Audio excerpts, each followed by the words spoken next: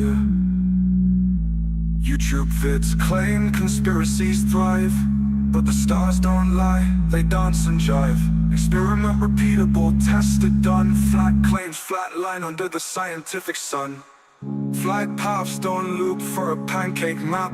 Pilots laugh at the claims, leave them in the gap. Gyroscopes hum truths, keep the planes aligned, while flerfs play jigsaw with a missing mind.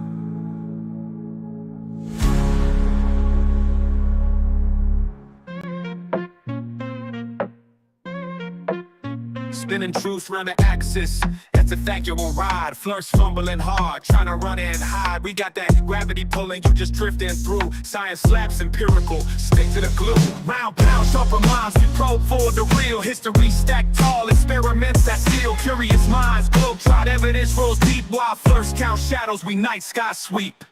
Eratosthenes flex with them shadow lines. Measured Earth's curve, no conspiracy signs. Dropping mics like Newton when his apple fell. Maths to beat, y'all theory stale like a cell. Foucault's pendulum swinging to expose. Rotation so true, no flerf can oppose. Telescopes leaning, Copernican frames. Centuries stacking, flerfs out of their games. Round pound, sharper minds, we probe for the real. History stacked tall, experiments that steal. Curious minds, globe-trot evidence rolls deep. While flerfs count shadows, we night sky sweep.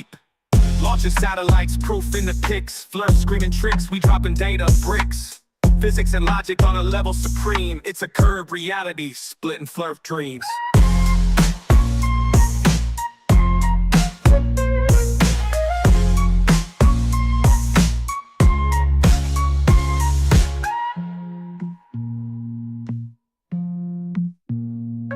Launching satellites, proof in the pics. Flerfs screaming tricks, we dropping data bricks.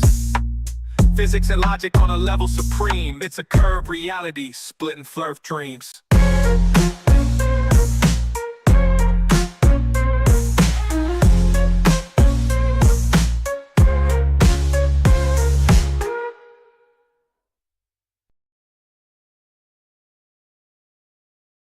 KRCK debunks where the Flat Earth Derp is just never stops. Just keeps coming. Sorry about the late start.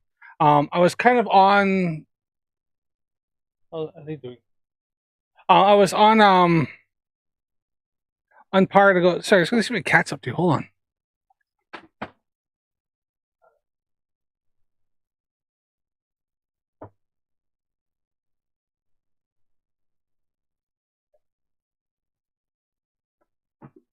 Sorry about that. Cat decided to get into something. I don't know what the hell he was up to. Alright. Yeah, so welcome and sorry about the late start. I was on kind of track to get on here and get on a decent time. I had to push it back a little bit because life and wife and all that stuff. And then she got different ideas, so we had to kind of go with that for a bit. But here we are. Yes. So as I said before, we switched my whole room around, and when I did, my background where this sign was sitting over, where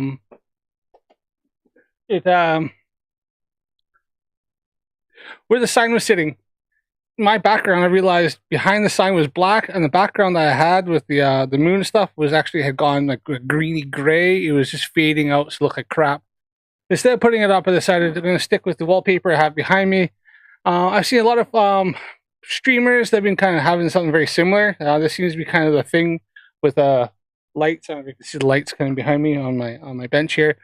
And then instead of having a screen off to my left here, where I had like a big TV screen that's attached to the wall, I have a window now beside me here, so I don't have that TV. So I have to now have a screen in front of me that I'm using something else. So that's why it's further back, and you can see more of this. I have a plant here, and you can't see it, but up there I have a shelf with a globe on it and stuff like that. So yeah, this is maybe a little bit high. I might have to bring that down a bit, but yeah, I was trying this out. New background, because the whole room's just switched around, and I know I don't have that. So I don't know if I'll do anything different back here or just keep it like this, but we'll go with this for now. And we'll see. So kind of go back to original. I originally had that background like this, but yeah. Right. So who's in the chat here? Say hello, some of my friends and stuff like that. So Calder V, nice to see you. Yeah. Yeah, new background. I don't know if I'll do something different, but I might. I was going to Jim Daniels. SMO Ben Spoon, how's it going? Nice to see you in. Alberax, I know you've been here for a while. Thanks for coming in, Marcus. Marcus Leach. Also got Lindsay Bow. Nice to see you, Lindsay. Always welcome in. Nice to see you. And yeah, I think that's about it. So tonight we're gonna check out a few things. Mainly, I was watching MC Tunes live stream, and he did the phone of flerfs. So he had his Tuesday night, and he talked to Mikey Smith. Mikey obviously asked how the CSA lawsuit's going, and as we suspected, Mikey still can't figure out how to submit his paperwork. So the lawsuit isn't happening as much as Mikey Smith likes to try to claim he's suing the CSA. He isn't, because he can't figure out how to file his paperwork to actually start the lawsuit. And so Mikey can make all the claims he likes. He isn't suing the Canadian Space Agency because he can't file the paperwork correctly to start the lawsuit. And then when he does start the lawsuit, as I've said before, his lawsuit will be thrown out of court. They'll probably have a motion to dismiss. They'll have it dismissed on the fact that it's a frivolous, vexatious lawsuit, and there's no actual evidence, because Mikey has to prove that that there's some sort of financial or some sort of damages, which no damages actually were have been incurred by Mikey Smith. Mikey's just trying to make some bullshit up.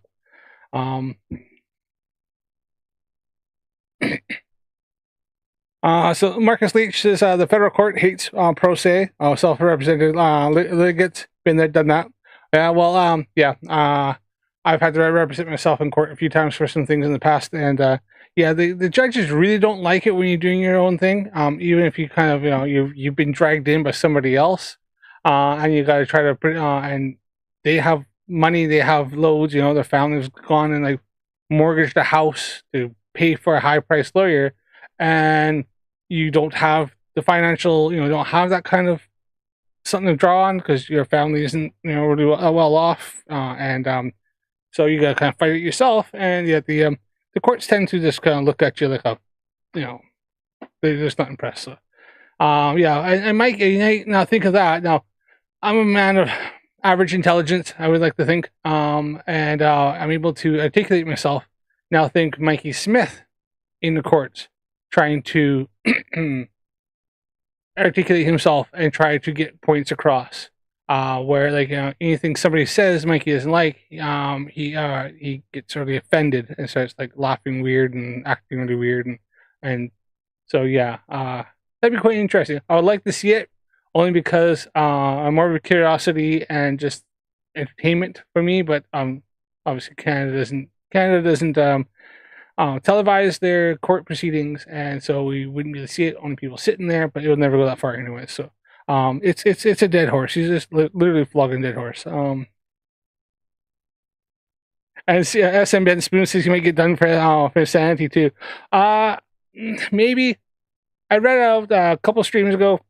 I read out a case in which somebody in Canada took the federal court and a whole bunch of other people to court because he claims that he was an alien hybrid from DNA from Mars or something like that. And he claimed he wasn't human, which backfired on him because then the court said, well, if you're not human, you don't have any human rights, and threw it out. So, that didn't go well for him. But if somebody's like sitting there in court pretty much claiming that they're alien hybrid cloned by Martian DNA, that, I don't know if Mikey will go down for the fact that he thinks the Earth is flat and covered by a giant dome. SM Ben Spoon, yeah, you representing yourself in court. Yeah, it is definitely no joke. And man, it's just, especially if you're against somebody who's like, somebody's gone lawyered up and you don't have that money. Man, I mean, it's a different kind of arena right there. I mean, you're pretty much, you're in a gunfight with a knife, right? It's just, it doesn't go well.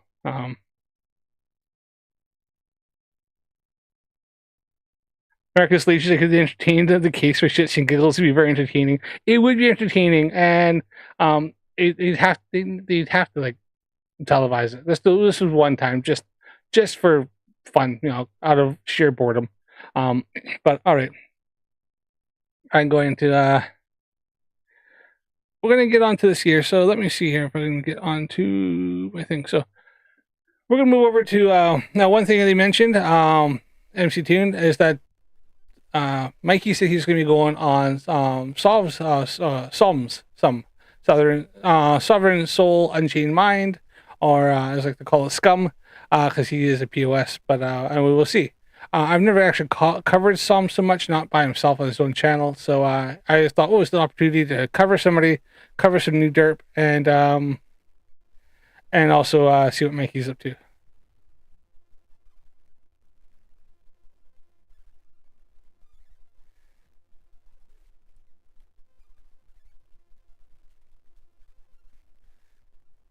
Marcus Leach, you said our case went on for 10 years and included 2 trips to Supreme Court. Holy crap. I mean, you say it's not joking, I mean, it's really no joke. Holy shit.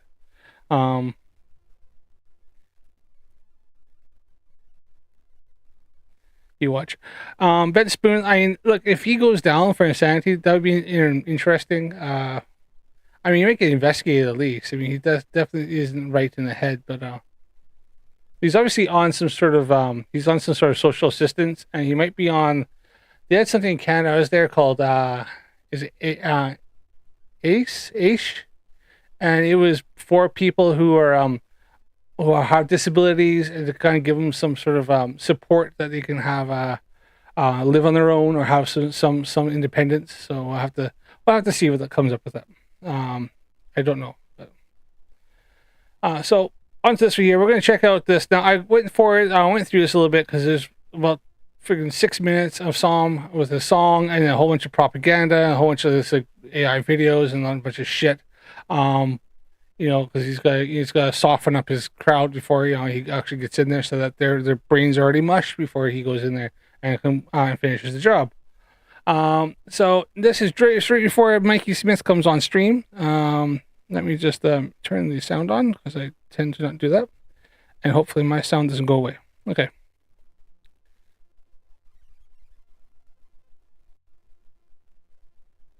Not at all.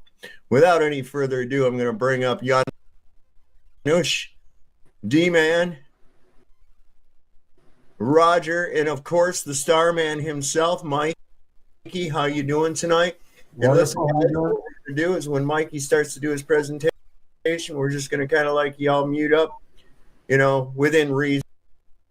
If you got a question or something, that's cool. But we're going to give Mikey the floor to do it. And Mikey, from what I understand, I guess you've got some pretty amazing star pictures. Is that what we're here? Tell us what you got here tonight. Oh yeah, we've got star pictures and videos, and we're gonna move on if we have time. Roger and D-Man have seen my pictures of the firmament. It is very, very easy. I figured out how to do it, and the firmament is 100% confirmed, and I will be wowsing everybody in the stream, that's for sure. Cool beans, man. Cool beans. You know, I find that a lot of these flat Earth haters, I see you, Marcus Leach. Thanks for dropping in. They're really touchy about that subject. Yeah. Oh, yeah. They are extremely sensitive about that subject. And I always, you know, of course, if you watch me, you know that I nail them into that every time. I'm like, no, it's axiomatic that you cannot have a fluid pressure. I don't care if some paper you found online telling you gravity's pulling on the air and all this other nonsense. If you don't have any demonstration, if you don't have any scientific proof, then you don't have nothing but a story, babe. That's all. Yeah. Yeah. So yeah, whatever you want to share, just put it up. You know how to share on this platform? Yeah. This is just StreamYard. Yeah, StreamYard. Yeah. Yeah. Where's my tab here? Yeah, okay. Yeah, so I'm just kind of like, I'm going to run quickly through the P900 and the P1000. All right. Because I need to get that out of the air, or allow people to start questioning that filming device that they're using. All right. It is not the proper thing to be using at this point in time. And I'll explain why. So we're going to go to... so I'm sharing my screen. Yeah, perfect. Okay. Did I click on it?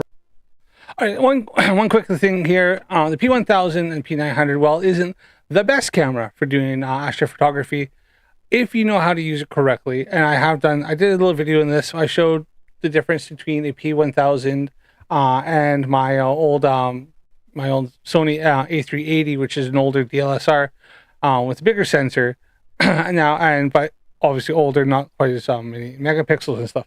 Now, there is people, you can go online, you can go on YouTube and find people who are doing they use a P1000 or 900 whatever and can do astrophotography. The thing is, what flerfs don't realize is you actually have to kind of know what you're doing a bit, and you also have to put it into a manual mode, because the automatic focus, which flat earthers rely on completely and totally, it does not work with a star. With a small point light, it's just, you can't focus it. It can't pick that up. It doesn't know what it's doing with that. So you have to put it in manual focus, and you also have to play with the settings and set the your aperture. You have to set your ISO. You got to set your different things. You have to be able to do it by manual. But you can use a P1000 to do astrophotography and take pictures of like nebula, galaxies, stars, stuff like that. It can be done. Now, is it the best? No.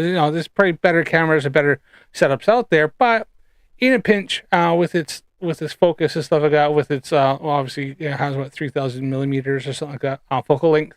Well, you got digital zoom in there, but it is usable. But like I said, you have to know what you're doing, or at least have a general idea. So Mikey's a bit wrong on that.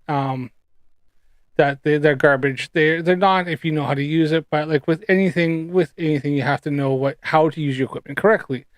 Something Mikey Smith doesn't actually know, even with his own equipment that he thinks is the bee's knees. He has no idea what the fuck he's doing. So he's definitely not somebody who's going to be authority on what's good for astrophotography or not.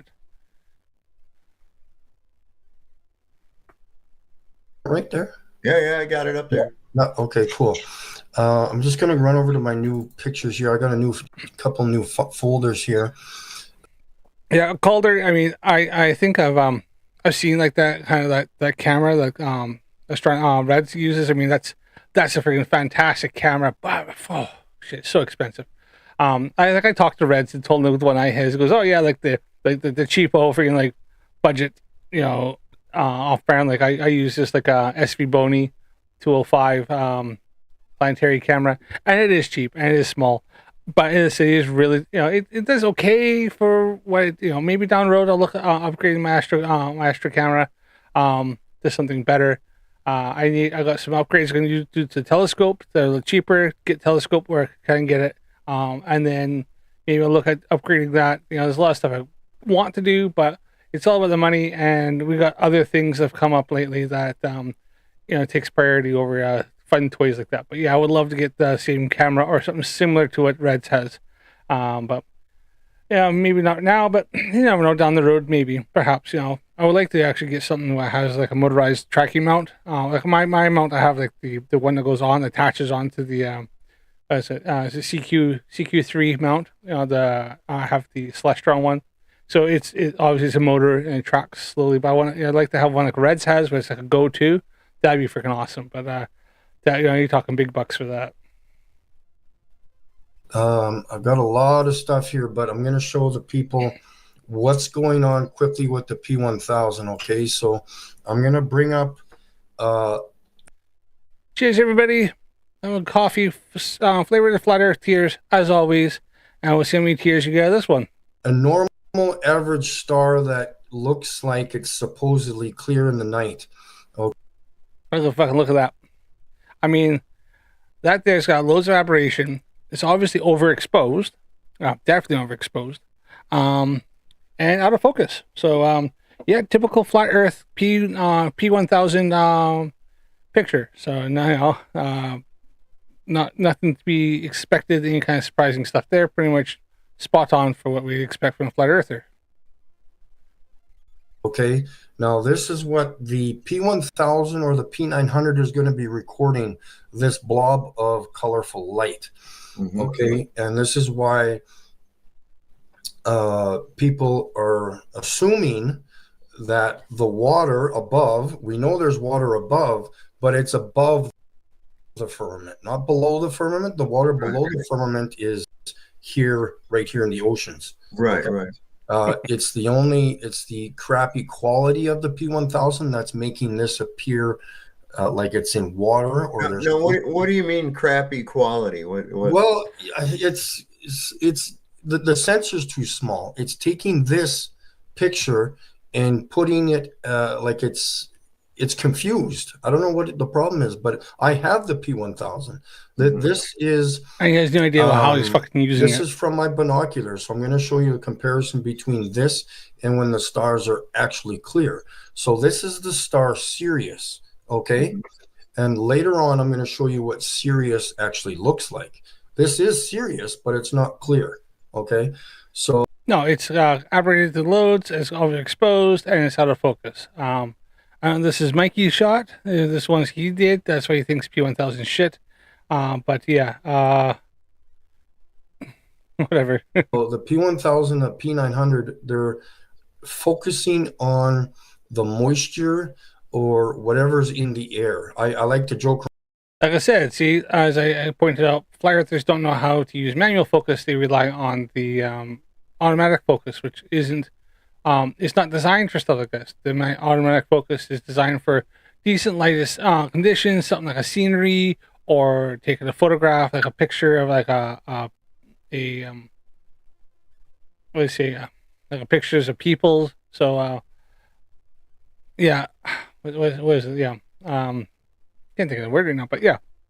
So either sceneries or doing portraits. That's the one. Or stuff like that. It's good at focusing on that, but on a small point light, it's just no good. It was never designed like that. The camera was never designed to be doing that sort of stuff. Quickly, I just want to just show this for context wise.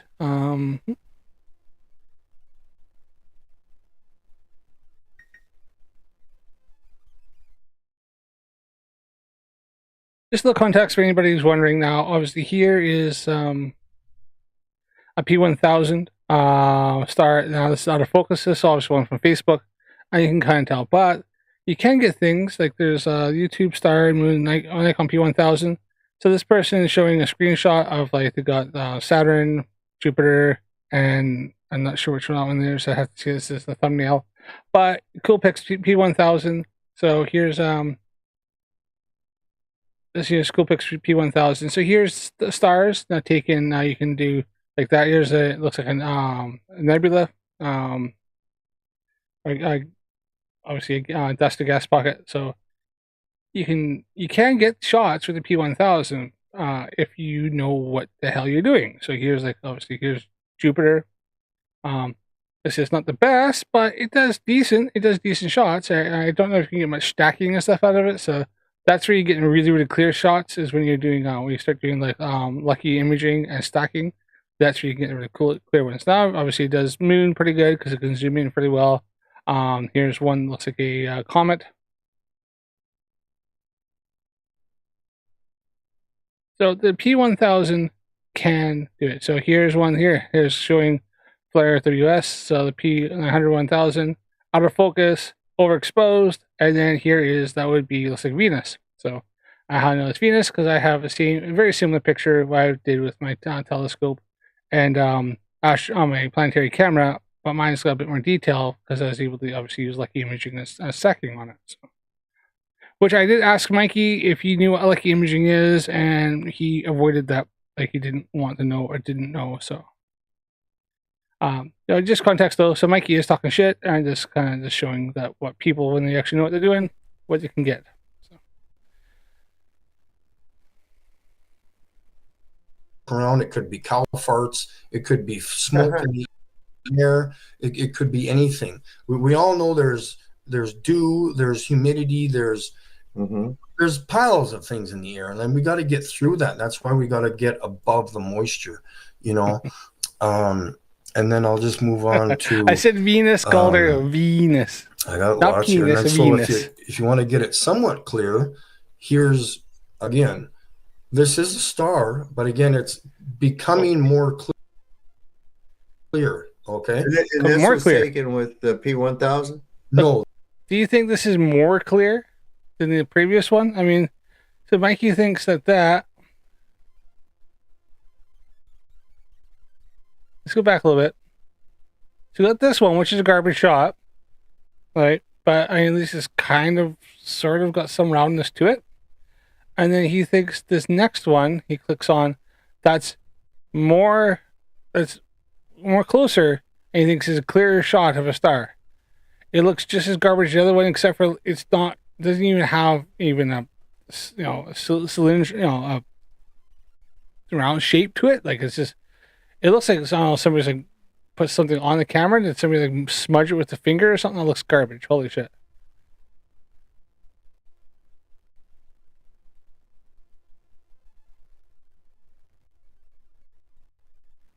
Becoming more clear. Okay. And this was taken with the P1000. As Calder says, that No, this is with my serious pictures, binoculars. 100%. Okay. Yeah. Calder V, his serious, that serious pictures, 100% unicorn farts. It is, because it's fucking fantasy, that. I don't want to show. Well, I don't even. I think I have. Hold on, you know what? Just for time, because I started so late. Let's put this up a bit, and it's, obviously these guys all talk so freaking slow, anyways. Yeah, Mikey's one of the worst ones for it, but let's just go there.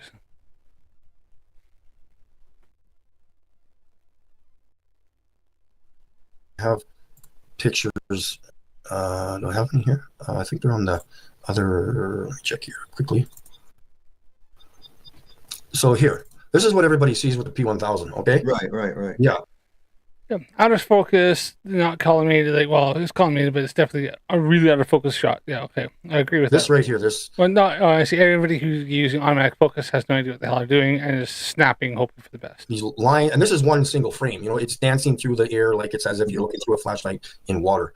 This is not clear. If you want to clarify this as a clear star, then that's your problem. Flat Earthers don't realize that moving and stuff like that is actually the atmosphere. It's called refraction.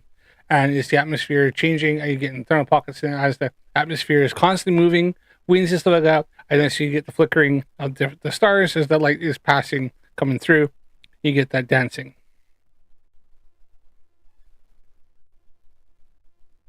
Prerogative, I guess.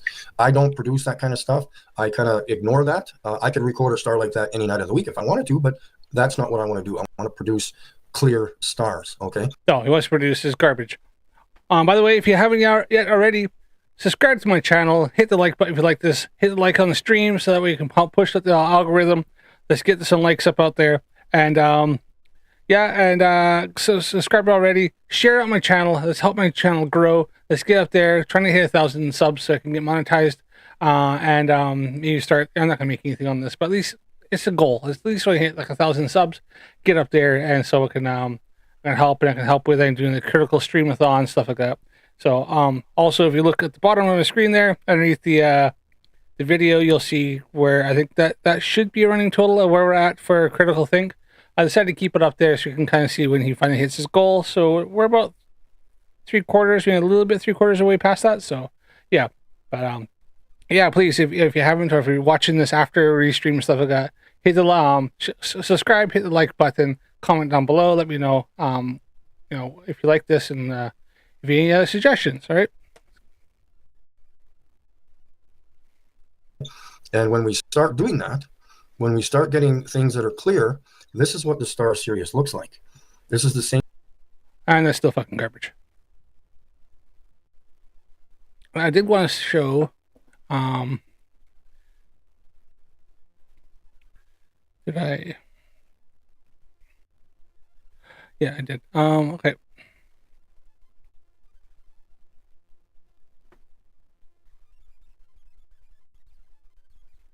Now this is not a great shot of Sirius. I did this with my mobile phone on a mobile phone mount like Mikey's, but I was using a 700 millimeter by 70 millimeter telescope, really cheap one, but it was when I first got into astrophotography, and I was looking at Sirius.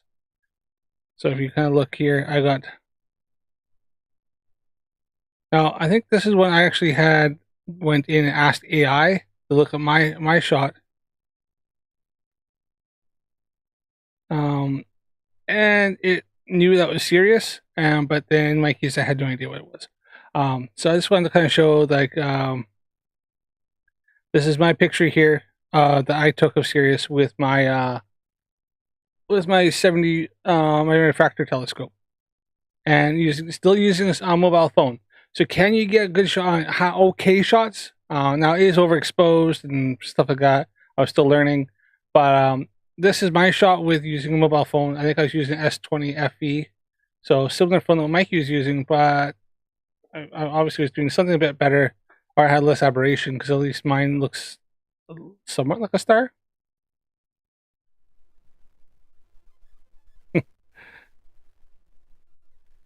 Now, I did actually have a video in which I had challenged Mikey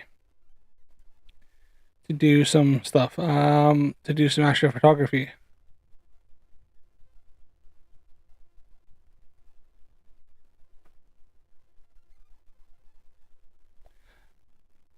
I don't know if I have Sirius in this one. I did have some stars in this one. I just can't remember which ones they were again. Oh no, that's Jupiter. Never mind. Alright, we'll come back to that.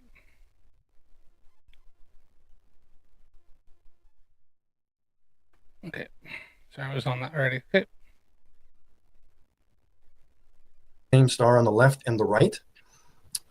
This one on the right hand is the first one that I recorded. And I remember Roger saying to me, or you mentioned to Roger, that you like this one here on the right because this is the magnificent part here.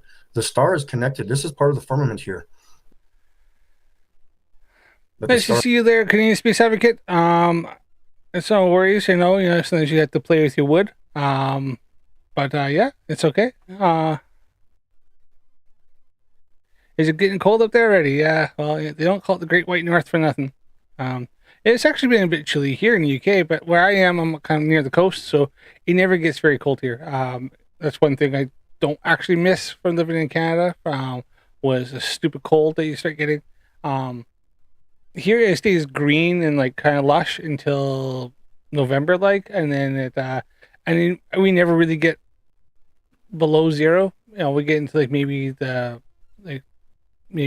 above zero, above freezing. So we get maybe just below 10, around 10, like that. So, a coat. But the only thing is, it's quite moist here where I am, so it does go through. It does get cold, but it's not nothing like that.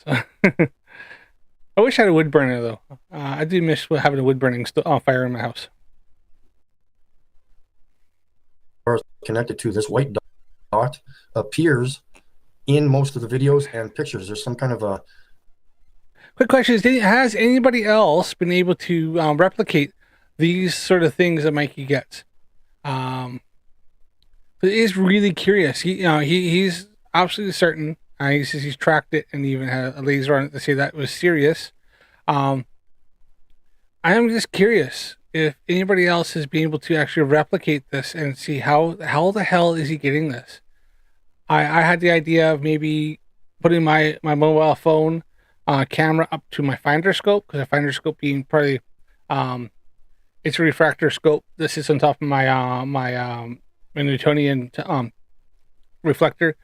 And I wanted to see if I could somehow manipulate my phone to get something similar like this. He says he uses night mode, which I do find is kind of interesting. And I'll show you in a bit here what I'm talking about. Because I actually I did a shot with my phone using night mode compared to the astrophotography mode, and to see kind of what the difference is. So, yeah.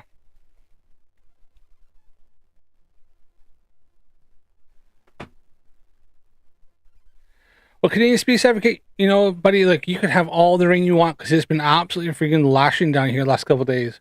We are soggy as can be, so look, you want do some rain dance, I'll do some sun dancing, and we'll send it over your way. All right, you can have it. We're only just across the pond. I'm not too far. I'm on the west coast, so we'll just send it your way. Go. I could use some clear skies. I want to get out to do some astrophotography.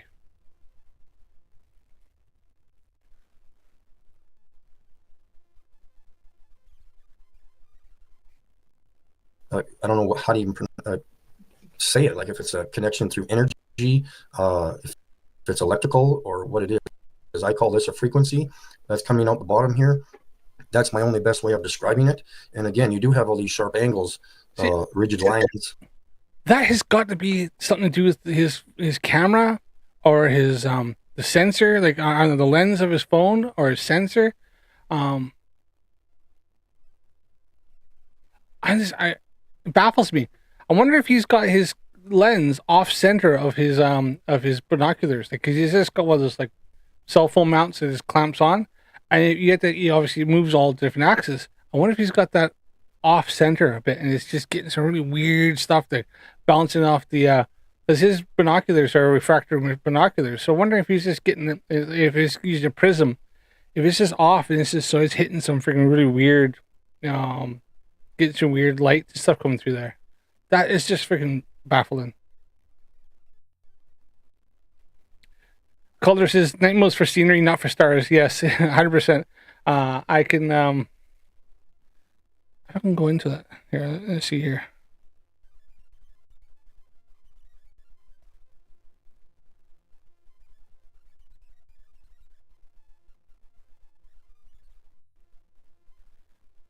Ooh, I want to go into my other one.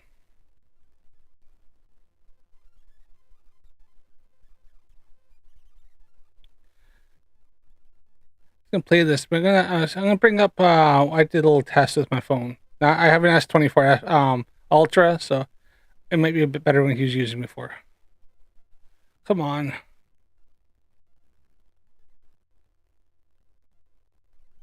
In a way, it kind of.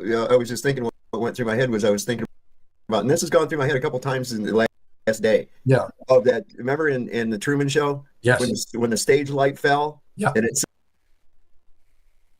Sorry about that. I'm just trying something here. I was cooking my computer a bit. It said Canis Major on the side. Yeah. And I was like, oh my God, it's the Dog Star. What the hell? Yeah. Exactly.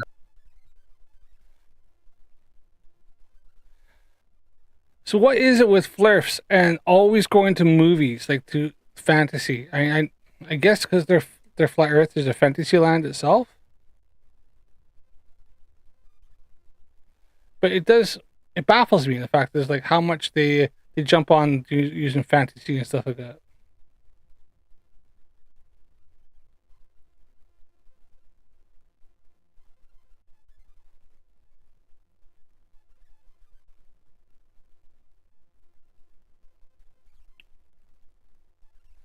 Oh crap. Let's do that one there.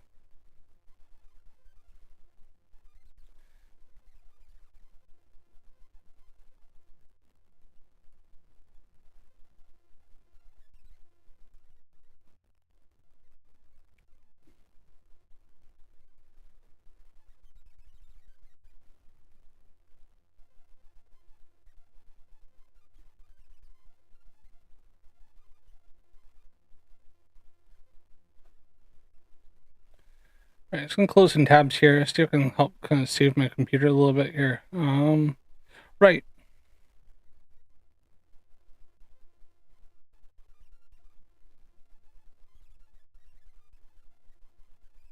Yeah.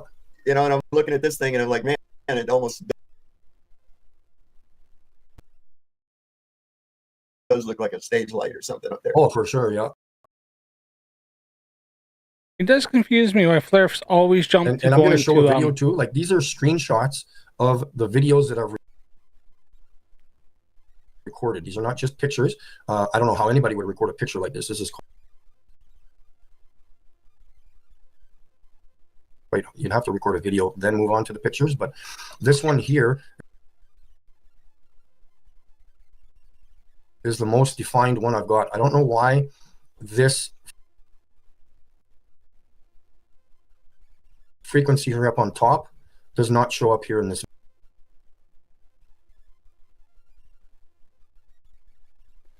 I don't know what's going on here. Video. I'll show you the video of this one here. I don't know why it just shows on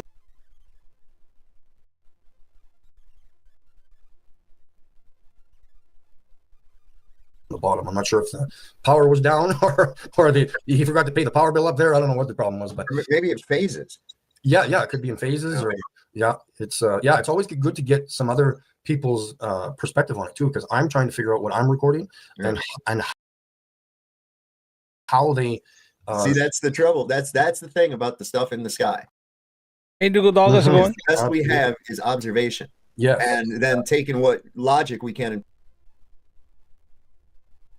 place into it. And I try to tell these globetards continuously, things in the sky, I have no place in the realm of science. Okay, Yeah. astronomy is not. So why the fuck is Psalm, or whatever his name is? Yeah, Psalm, I suppose. I always get Psalm and Sov mixed up. Psalm, why the fuck is he entertaining Mikey Smith then? When Mikey Smith predominantly does like observations of the cosmos, like of up in the sky. So he says there's no realm in science. So then if he thinks that's the thing, and I think later on he goes to say it doesn't prove anything, then everything Mikey Smith has just put out here proves fuck all, proves nothing, according to Psalm. So why is he having Mikey come on here and show what he thinks is the firmament, or thinking is stars, when he says it has no realm of science and doesn't prove anything? Like, it's just fucking, it's cherry picking. It's like, oh, I'll have this. Yeah, okay, yeah, we can look at the star. Like, I'm pretty sure Psalm says stuff about the sun setting and proving it proves flat Earth. But yeah, as soon as you bring up how it doesn't, then he goes, oh, you can't use the sun, you can't use the sky, you can't use the sky to prove on the ground, right? We can't use the ceiling to prove the shape of the floor. Like, fucking ridiculous. As soon as it's something he doesn't like, then it doesn't matter. But as soon as he wants to use it to prove his flatardia, then it's all good.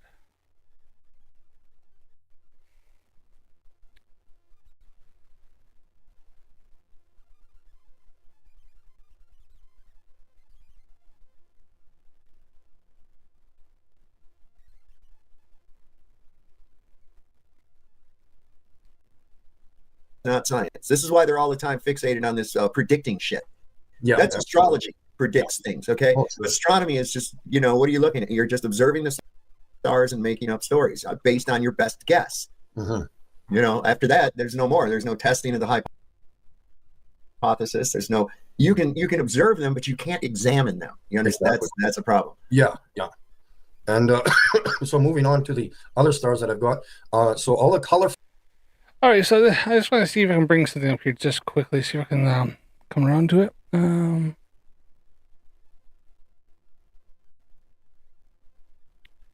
Is it not coming up now?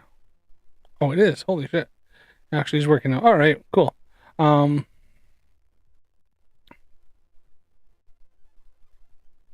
wasn't sure my live chat wasn't working before over there. So now finally got my live chat working. Hey, yay. Figured that shit out. Okay, cool. So where was I here? I was at this year, wasn't I? That was it.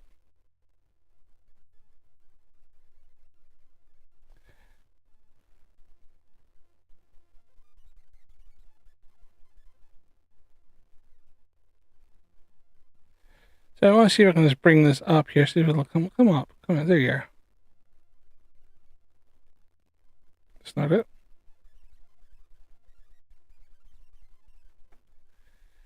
Right, okay. So like I said, I did a test the other day. And so this is, I used a camera and I used the I think this was the astrophotography mode. So see if I can bring up the other one. So can I not go? There we are. Okay. So this is what Mikey Smith has said is what he uses for his astrophotography. He's using night mode, right? So this is night mode using the S24 FE. So using this exact camera here, right? And I put on, just did night mode, just regular one shot night mode, holding the camera. Now you can see a couple little stars here, and you can see this. And then I went over exact same scene as you can see here. I now use the astrophotography mode. So the astrophotography mode takes two different shots. It does one in RAW, and then the other one, I think it kind of it does it more of a JPEG, right? So I couldn't tell you which one. I can't remember which one is the RAW one, but as you can see here, you can see a lot more. So this is the one that Mikey would use. And he's trying to get the shots. Let's see if we can even come into some of these stars here. So, oh. Right, so And this is a shitty way of doing this. Like this freaking. And this is just me standing out in my garden, front garden, and just doing this. So that's using just the night mode, which is okay-ish. And then this is using astrophotography mode. Now, see if I can look at the same stars. And I did have clouds coming in, so.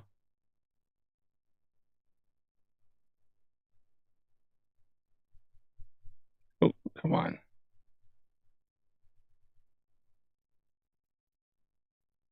And if I go one more time.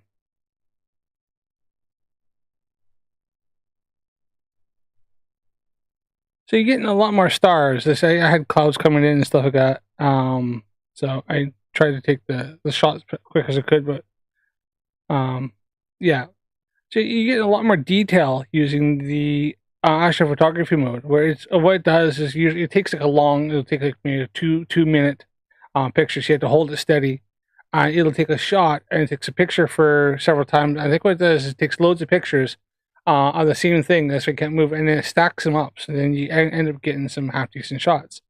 And that's why I was able to get my my shot for the Milky Way galaxy. I used that, set my phone down, put it on medium, push. I have the remote, like the S24 has the stylus comes with it.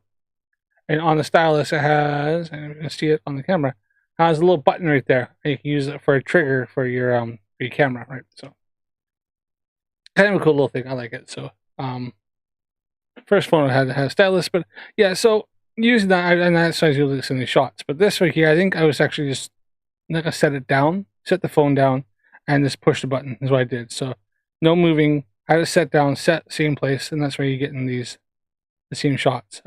There's more to this. I cropped off the bottom because I want people to see where I live, so I might stitch myself up. But yeah, I just wanted to kind of show that, like, this is night mode, astrophotography mode. I was just moving to the. Well, I think it's moving because I cropped off a little bit, so I didn't stitch myself up. So it kind of changed this.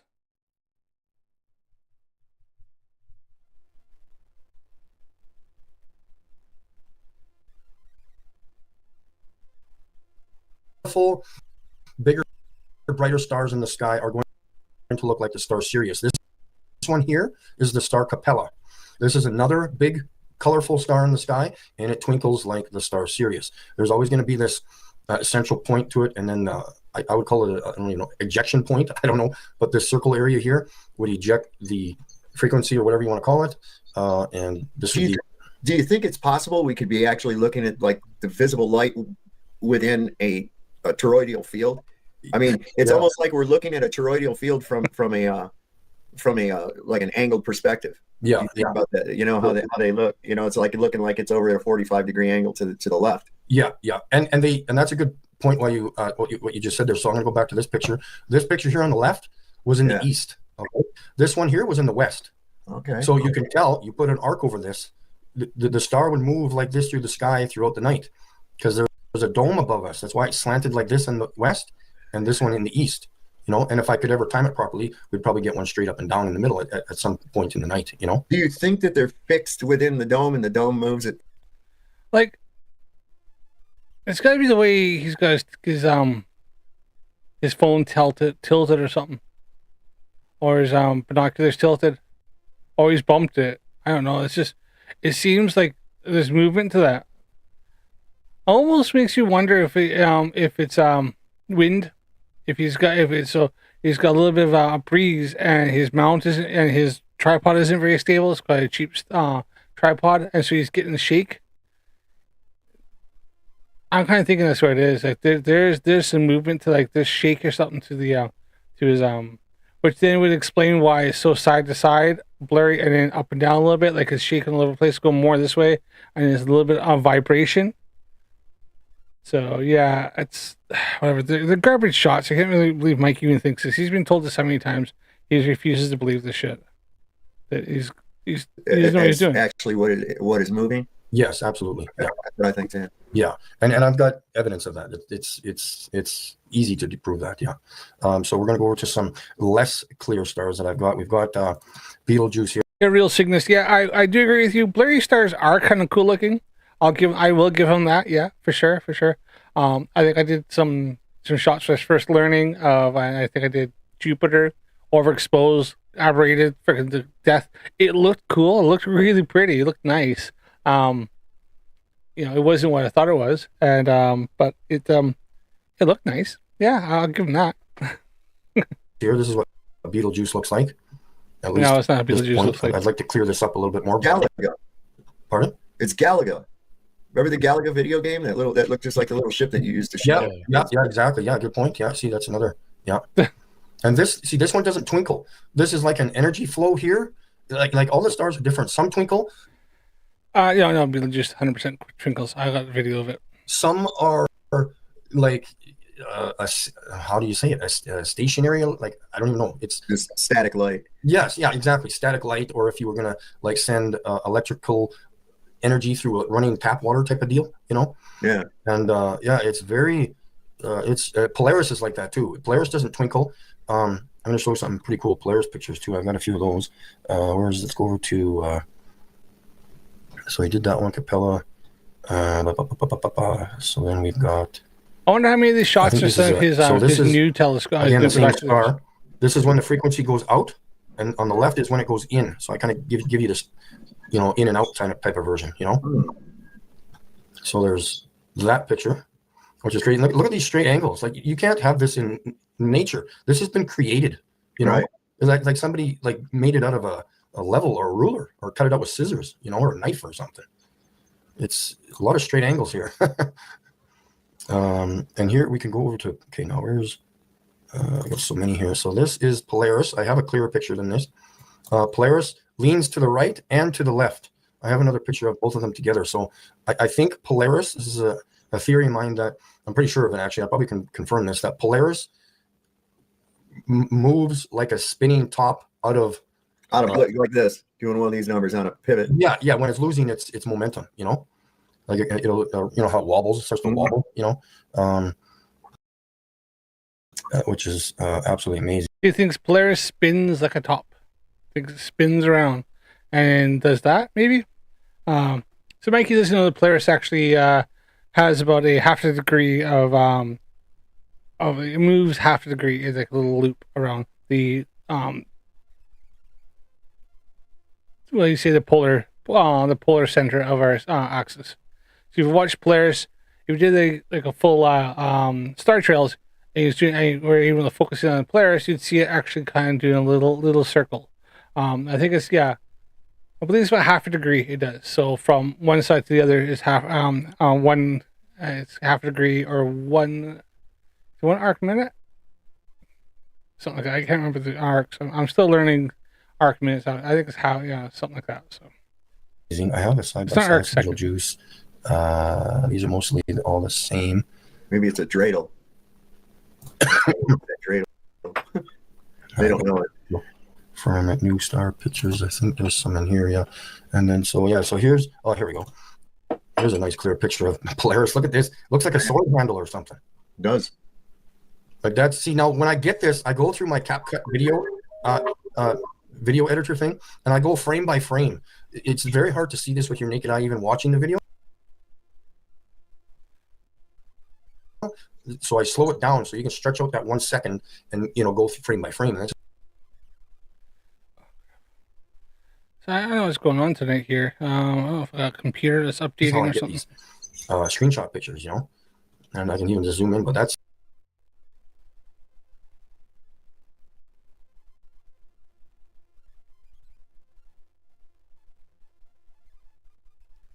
Come on, my computer is getting cooked tonight. It's like that's craziness, man. It looks like a skull with a knife stuck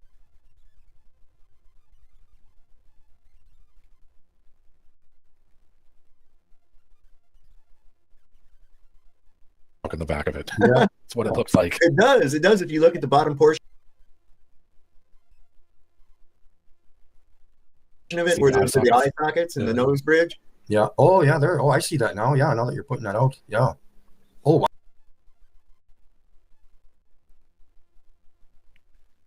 Oh, I can see that face there now. Yeah. Huh. Oh yeah, I've never seen that before there. That's it does look like a skull, kind of. It's kind of cool, yeah. yeah, give that's that. crazy. Wow. It's pretty. And then we can move on. Well, let me go to. I'm going to go to a video here because we got to get over the stars. I can throw in this. Throw this one. I mean, these guys are so guilty of pareidolia, and then they think somehow it proves something. Like it's actually, like just because you happen to think you see something, because that's how our brains work, doesn't mean it is actually there.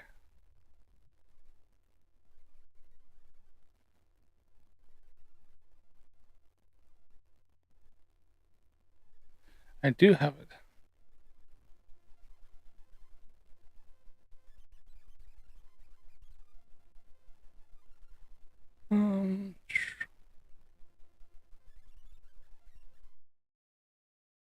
See if I can bring this up. Yeah, I can. All right.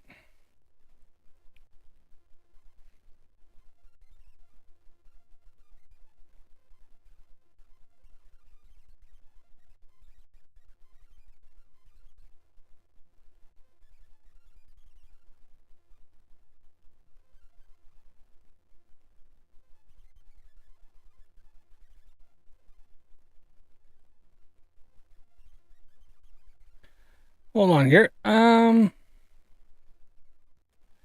I'm not that one. I'm going to.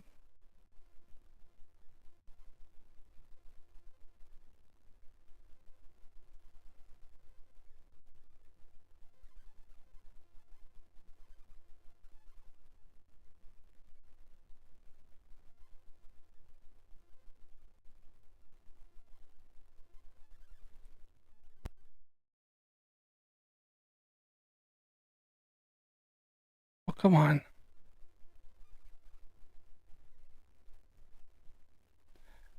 I'm just trying to bring something up. See if I can bring it up here. I actually have this too. There it is.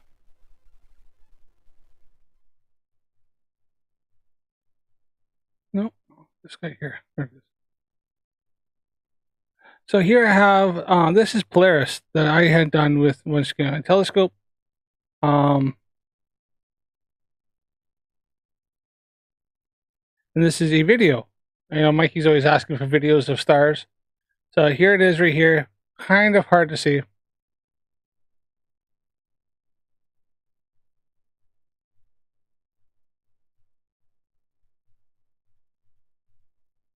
There's a tiny bit of movement on that. Usually stars are taken off pretty quick. So if I go back a little bit here, I do have.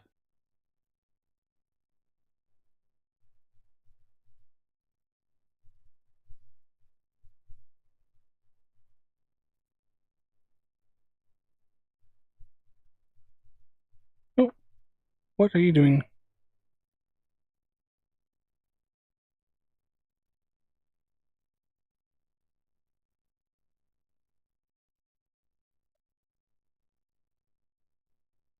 Okay.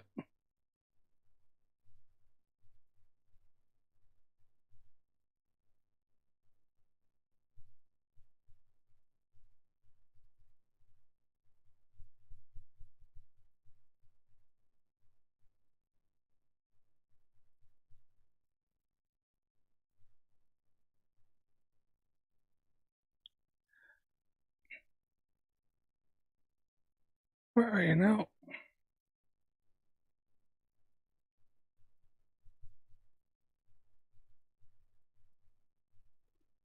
So here we have, this is Polaris once again, compared to Mikey's. Yes, zoom in a little bit. I know.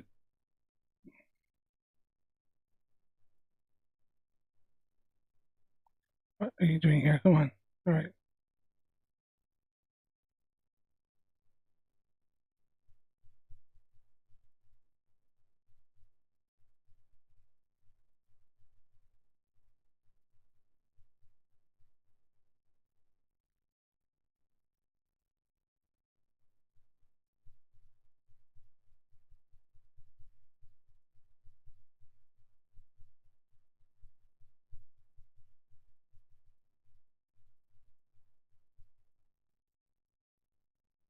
All right, just for comparative nature. So this is Mikey's version of Polaris. And then here's one done with the telescope with the planetary camera. and then stacked done in planetary astrophotography stacking software, and lined up and stacked.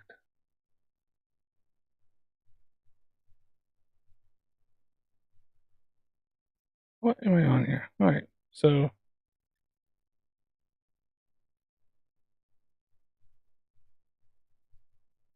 I have 2 up here. All right, this one. Close one of those there. So yeah, so that's Mikey's compared to mine.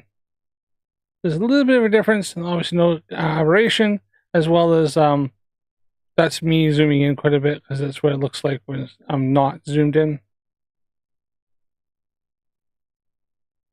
So yeah, there's a little difference, and I'm probably not exposing enough there. So I've realized that I was probably underexposing, but yeah, that kind of there's Mikey just refuses to look at this stuff. I actually have tagged him in some of the stuff, and he just doesn't want to look at it. Stretch out that 1 second and go frame by frame. And that's just how I get these screenshot pictures, and I can even just zoom in, but that's craziness, man. It looks like a skull with a knife stuck in the back of it. Yeah. That's what it looks like. It does. It does. If you look at the bottom portion of it, where there's the eye sockets and the nose bridge. Yeah. Oh, yeah. There. Oh, I see that now. Yeah. Now that you're putting that out. Yeah. Oh, wow. I can see that face there now. Yeah. Huh. I've never seen that before there. That's good you pointed it out. Yeah. That's crazy. Wow. And then we can move on. Well, I'm going to go to a video here because we got to get over the stars. I can throw in this, throw this one in here too, because we've got, this is a Vega. This is a bad picture of Vega. According to me, it's a bad picture because I like showing a lot clearer, but you can see that there's obviously something happening there in a physical shape there, not just blurriness or whatever you want They to all call it. seem to have those little like points that come out out of a square or maybe a cylinder. I don't know. Yeah, exactly. Yeah, I just record it, and it takes, so out of the last almost 3 years, guys, like I've had maybe 4 or 5 clear nights. Okay. That means with no clouds. Okay. Wow. There's been no clouds in the sky for 200% of those 5 nights. Okay. But only on those 5 nights that it's been actually clear enough to record the stars. So this is what I mean. Everybody goes out with their P1000 and records the stars thinking that it's clear outside when it's not, and so they give you these blurry, out of focus videos of a star that's with no definition, and this is the so-called planet Venus. Huh. Yeah, and I'll show you an actual video of that too. I recorded that like a month ago or so, or whenever it was. You know, concentric groove. It looked like, I don't know, like raised up areas or grooves or something. They're like concentric up to that little point, and there again with those little points going off at that angle like that. Yeah, and this one is in a way stationary. So yeah, Google Dog. Yeah, he actually did get a hefty image of the Orion Nebula. I will give him that. I was actually rather surprised when I see Mikey's observation. Holy shit, he actually did an okay job, and then he started talking, and then just fucked it all up.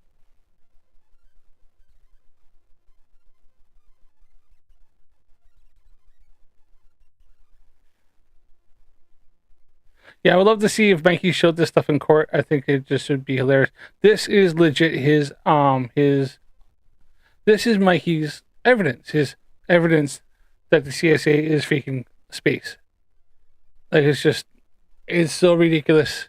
He'll get absolutely destroyed in court. But he thinks he's gonna back his car up and start like loading in like all his pictures and all this stuff. Like his flyers are shit. Like I said, I got a video which I went through the whole flyer and debunked every single bit of it. It was just a lot of it was just like stupid misunderstanding, and then he's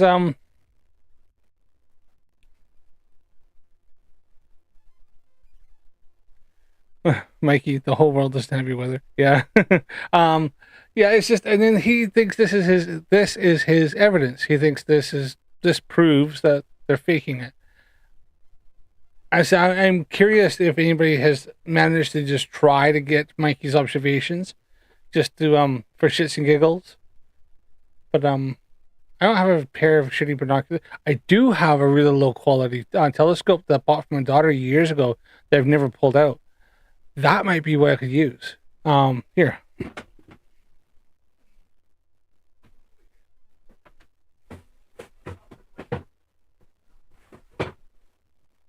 Here we are. What do you reckon? If I held my phone up and used something like this, let me just get my main camera up. You can see. What do you reckon? You think I could simulate Mikey's observations with this thing?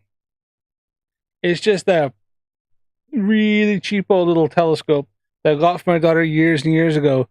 She never used. It sat underneath the living room bench. I reckon I could probably simulate his stuff with this. I think this have loads of chromatic aberration. It's pretty low. It's like, it's not the best. It claims it can do like, pictures like, how's it there? It claims you can get stuff like that of Saturn. I call bullshit. Sorry about that. I don't even know what its magnification is. But I mean, it's pretty. It's really it's a kid's one, so like it doesn't even have 1.25 eyepieces. Like I can't even use my eyepieces off my other telescope because it's pretty low quality. You'll probably get better photos, but probably you still use a better phone. But I reckon I could probably mess around with it enough. I could probably like try to do the best I could, like move it around and like put it out of focus and put it in night mode and do shit like that. And you never know. I might have to try it. Just have a go, and I'll make a video out of it because I can't live stream it so much. But yeah, that might be kind of fun just to try. Like this looks like this in the video. It's not twinkling. These aren't jumping around like the star is. These are just like the coil on your stove, just sitting there. It almost looks like you're looking down at like a needle with a bunch of circles around it, almost like an antenna array. So if you're looking down on it, it's like you're looking down on a tower sticking up with a bunch of circles around it. Yeah, absolutely. Yeah. I was in awe when I recorded this. I didn't know what to say. I was like, yes, just another one. It takes days, weeks, months to get the perfect star or video. And I'll just run quickly through here. So this is the star Antares. We got that one. That's the same one. These are just seconds apart from each other. So we got that. All those are the same star. That looks almost similar to what I've seen. And that's about as clear as I could get at that time. Like it looked like a cross kind of. Are these two's not getting all that freaking shit? Like is that still overexposed a bit? Still looks a bit overexposed, but I don't know what's going on with the screen here. I got my screen all messed up from my live stream on my live.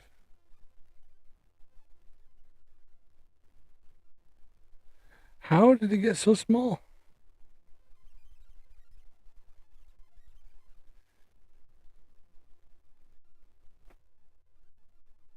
Oh, that's why.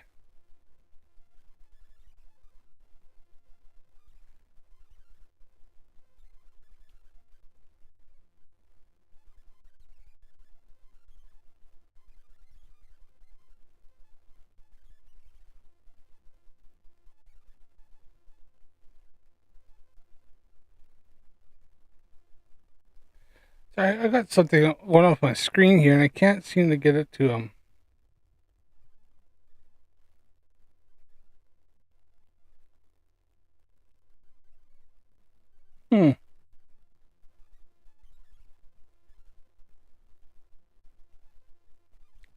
Right, okay, I'll just have to deal.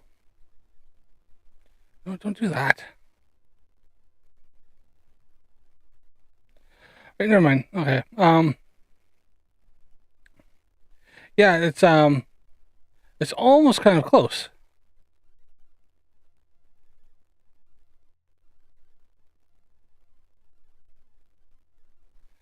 Google Dogs, like I held it a digicam up to an eyepiece for a cheap 60mm refractor and got recognizable images of Venus, Jupiter, and Saturn. It's doable. All right, well, we'll have a go. I haven't even tried this one out yet. I keep meaning to. Jim Daniels says Mikey claims the stars are only 75 miles away. That's a shit picture for 75 miles. That's true. Yeah, that's I understand that because he says it's 75 miles away, but yet we show like rocket launches and stuff that go further than that. So, and then if it doesn't work, the sun and the moon, if they're only 75 miles up or less, then. So yeah. or what would it look like? Yeah, like if you were like I want to say like the flex capacitor in the car. You know, There you go. Yeah. Back to the Future. That's what it looked like in the video. You know? Giant plus sign. Yeah, exactly. And it was moving. It kind of goes, you know, up and down that line type of thing, jumping around. And but yeah, hopefully we'll get that even more. Yeah, that's due to the atmospheric refraction. Clear, and that'll really drive me crazy because keep me awake for weeks to think about it. And Mikey, don't they have like a 3-dimensional look to them though? They really do look like an actual physical object you can grab. Yeah, exactly. Yeah, Roger. Yeah. I'm just going to run quickly over Jupiter here, and then we'll go to some videos, and then we'll go to the firmament. So this is Jupiter on the right. I stitched kind of two screenshots, pictures together, so I can get all of Jupiter's moons in one picture here. But these are Jupiter's moons. I don't know why. Wouldn't flerfs say it's a fake picture then? Because it's he's stitched two pictures together. That's kind of like the same thing as doing like a panoramic picture. That's fake. That's CGI. That's a CGI picture, flat earthers. You can't say this is real if you claim that when we did the the new blue marble one that they put on the iPhone, in which it was a bunch of low altitude satellites that went around taking a bunch of pictures and stitching them all together, right? The same sort of thing. Can't say that. So flat earthers, this is a fake picture. This is CGI. Yep. CGI picture. It's not real, Mikey. You can't use that. It's fake. Fake picture.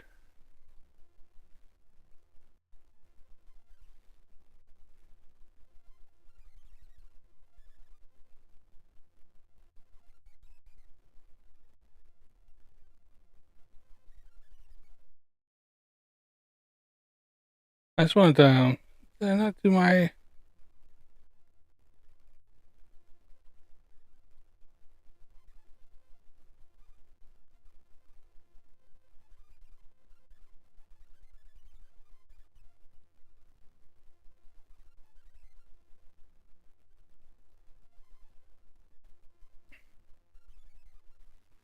Where is it? I don't know if I have it on here. I do.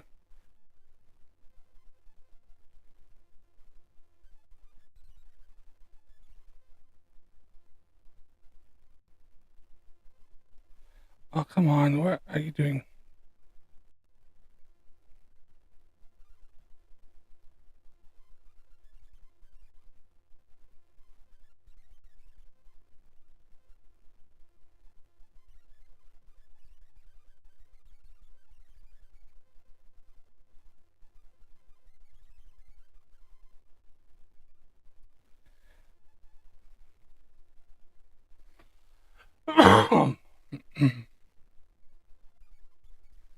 Hold on, did I not put it in? I have something here. I just wanted to see and to show everybody if I can just find it. No.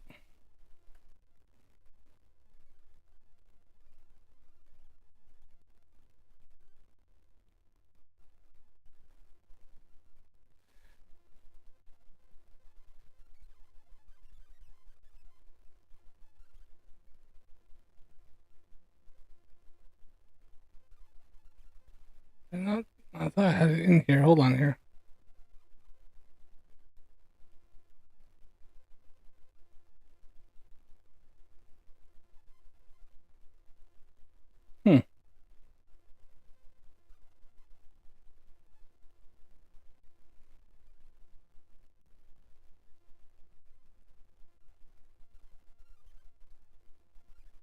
No.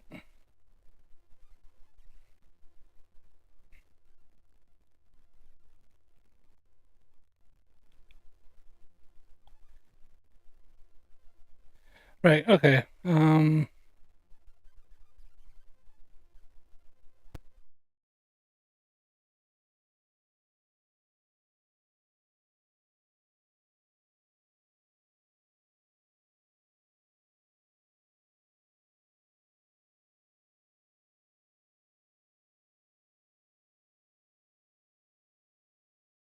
So crap. This is what happens. I don't have time to actually set up. I wanted like a while to set up and it didn't have it.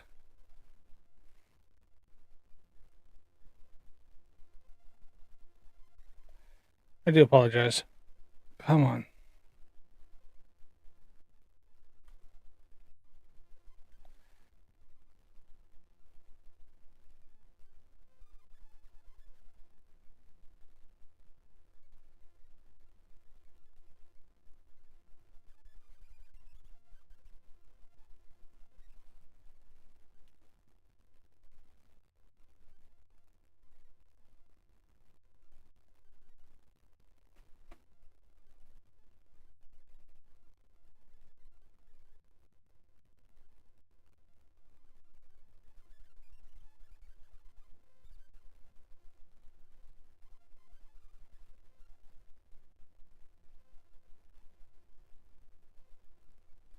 I don't know if I have it on here, but I have done it. Crap, where is it?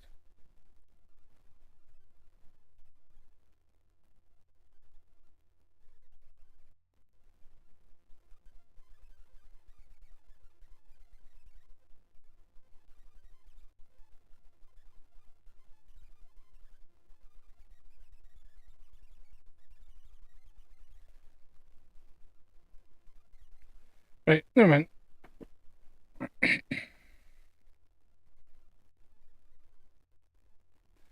I have observations I've done of Jupiter and its moons, but I cannot, for life of me right this second, find them.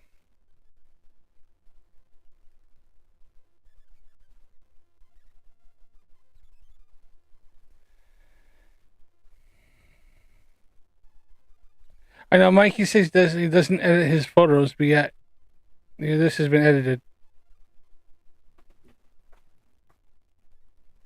Here, on here. So if Mikey knew what the fuck he was doing, one, look at those moons.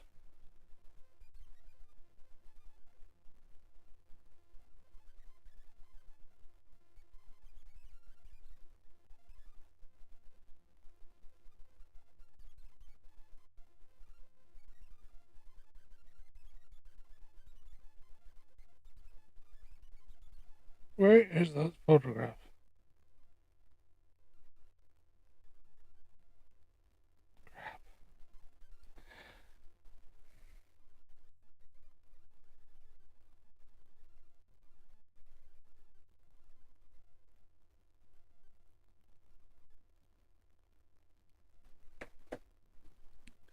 Right, there we are.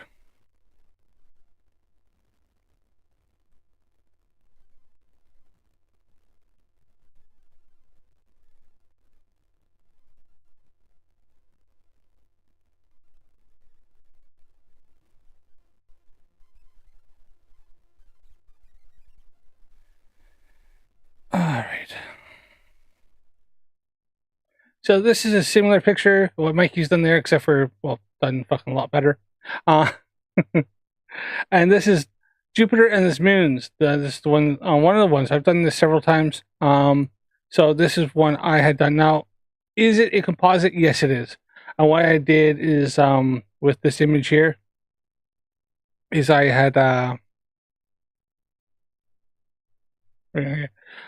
took a picture where I see the moons because you have to do higher exposure, and then I took a picture right away. I did an image of Mars, of Jupiter, and overlaid Jupiter in the same exact place and orientation as opposed to where the moons are. So you see the moons here, but you see how mine are like kind of like tight compared to what Mikey has, which Mikey's obviously done his is like really, really, really freaking like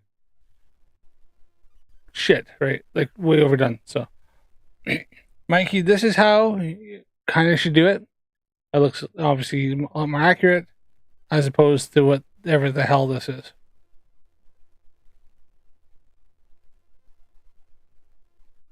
They look like this, but that's what they are. And again, P1000 is not going to show you that, or the P900. They're Irish moons. Yeah, and then so if people want to say, "Oh, Mike's editing his pictures," or it's chromatic aberration, my camera's out of focus, well then this would be out of focus, and all of these would be out of focus. You know, we got They are out of focus. two different. We got Jupiter and 4 different things on the left. You know, so it should all look the same if it was. And there's loads of freaking chromatic aberration on there. Like holy shit. And I'm showing you individual stars that are all there's so much aberration on that. Like mine, I could show you mine what I freaking did before I had actually done my Jupiter. I still have it there. No, that's not it. I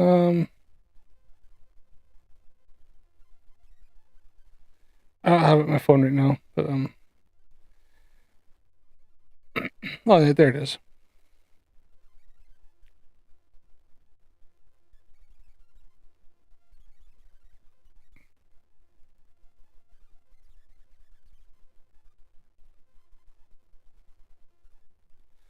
I know it's getting hard to see. I know I do this real quick because I'm just being OCD.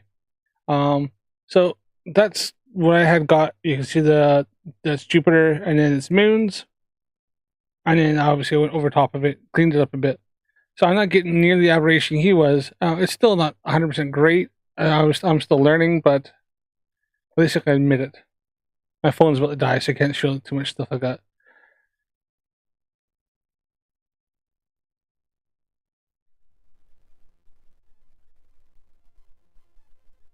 All individually different, you know, they're not representations of each other. I'm not duplicating stars. They're just duplicating themselves. And so I'll just remember, I got my video set up here already. I'll show you here. So this is the first Sirius star video that I recorded, and I got the mute off because so this is the first video, and I can even go frame by frame here to show you the frequency as it's going. So you can go back, see the back and forth there. I like showing how, and so you can see that circle or the donut area there that it shoots out of. Like this is, yeah, this is amazing stuff. I even, my buddy was out with me, so I have obviously Lightning, who's in the chat. He's my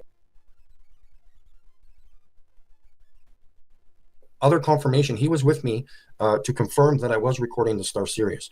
And throughout this video, you can see my blue laser here. We were confirming that we were actually looking at the star Sirius because we were pointing my blue laser at the star to confirm what we were looking at there. And yeah, just unbelievable, man. That's wild looking, man. Yeah. And again, you can see the straight angles there. Like it's literally chiseled out of the sky, you know. And my other thing is, when I'm kind of trying to go into of is, I'm still not convinced. I think he's got an airplane. I'm just going to say it. I think it's a drone or airplane or something like that. But whatever. It's just, I don't know what the hell he's trying to do with that, but it's garbage. What is this? Like, what is this white part? Is this whole star? Like, is this white part? I'm trying to figure out a way of saying it. Like, if Mikey, you're the fucking expert, apparently. You tell us, what's the white part? Because you seem to know what everything is. You know if it's a right observation or not. You seem to know if it's the firmament or not. So what the hell is that?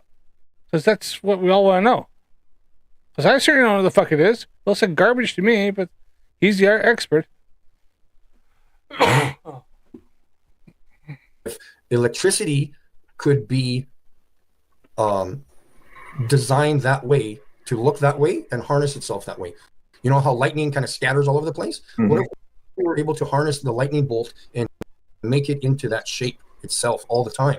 You know, like we're talking about the creator here. He can do whatever the heck he wants. You know, this is, I have no other way of explaining it. Other than that, it's either that or it's part of the firmament itself that is dipped down like icicles, you know, melting off your house or something like that. It almost looks like an electrical arc. Yeah, yeah. Two things, you take the two jump cables and slap them off of each other. Yeah, that's what it kind of looks like. Yeah. And then I just want to back it up there so you can see if I can get that one spark again. Minus the spark from the copper, but you get the idea with like an electrical spark. So you can kind of see it shoot up a little bit, but doesn't go all the way up. On the top there, you can see that it looks like a wedge almost. I have a theory right quick. This is just me working in the industry and stuff. Capacitors, LEDs, resistors, they all have two leads going in and a center point where the current actually meets. It could be something like that is fluctuating, but the current is actually meeting in the middle, and that's the brightest spot where you would have the most increase in power. Yeah, exactly. Good point. Yeah, like an emitter. I was talking about like a light emitter, like an LED or a, you know, how it has a flicker to it in a weird way. Just moving the binoculars. I'm just going to go quickly back and grab my video. Dougal Dog says, the thing is, any of these guys could actually go out on a good night and actually see what the visible planets look like. They could if they actually took the time and wanted to go and take and like learn. Like, so one thing is I did is I went on YouTube. I went on to astrophotography pages or like that, and I learned. Like, there's a fellow who runs one called Small Optics, which he's really good for like beginners. He kind of shows you like a lot of stuff to do with visual astronomy and usually telescopes, and he uses something very similar to me. My 130 millimeter reflector. And he also has a couple of refractors he uses, and he shows the basics. And then it went on to other ones. He does a little bit of astrophotography with the similar camera as me. But he's not very good, and it's not really his thing. He's more optical and just doing kind of basic things and learn how to collimate your telescope or shit like that. Well, here, what the hell's going on?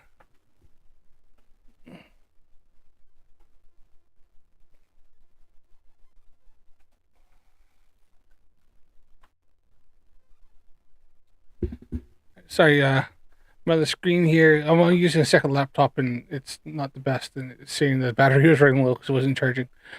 So I went out and learned. So yeah, unfortunately, these guys just don't. They think they know it all. Canadian Space Advocate says, when I have access to a telescope, any picture I attempt of planets came out overexposed. Mine did too. You should see my first observation of Jupiter. In fact, it was that bad. I thought I was looking at Neptune for some reason because it was all blue and everything. Chromatic aberration and shit. I was just a blotch of this I miscalculated.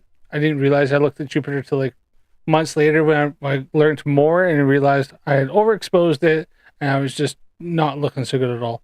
But yeah, and even then said I still am getting better. But I can show you some observations I've done, in which I've been out for a while. I've been so wrapped up with a lot of stuff to do with family, and then obviously I live in England, so the weather isn't always cooperative, and then so trying to find those times. But we're getting more into wintertime now, where I have longer nights, so I can get up a bit easier, and then I'm more down to a routine with the kids and everything, so it's a bit easier. So yeah. And then Canadian Space Advocate is like the stupid hurts. Yes, it does. Venus, which is fantastic. Yeah. Oh, he's gonna show Venus, and then we'll move on to the firmament. I don't want to be throwing everybody on a loop here. So, yeah, Venus. Here's Venus. It'll take about 20 seconds for me to focus. So now people can say, well, it's out of focus, Mike. Yeah, well, yeah, it is out of focus right now, but just give me 20 seconds. Yeah, FTFE. I never know what he's on, so I just gonna jump on. This is my regular time. Late for the time, regular for the night. And I will put it into focus, and you'll see exactly what Venus looks like. And again, it's not twinkling like that star was that we were looking at. So I'm still focusing it and stuff and adjusting the binoculars, and then it comes into focus. Oh crap! There we go. All right, so this is Mikey claiming this is what Venus looks like. Now, Mikey wanted to see, and I actually sent him this video, as he wanted to see what I see in Venus. So we're gonna look at quickly to see what you can get Venus looking like in a telescope with the with the camera, astrophotography camera.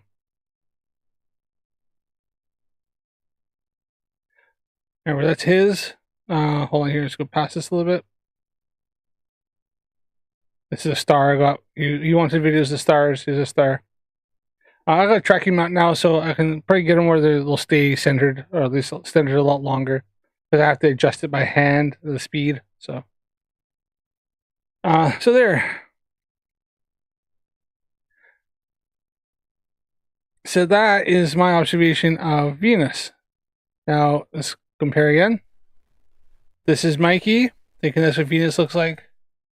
This is me on what Venus looks like. So I ask you, which one do you think looks like a planet? That's the second one from the moon or from the sun. That oh, has he been on for 20 minutes? All right. You know, can't compete, but I'll try. Right? I know it's gonna probably a live stream taking a crash. Oh yes, taking a crash. I can't even. I know what's happened to my screen here. I can't even see anything on this now. It's just. I don't know what's going on.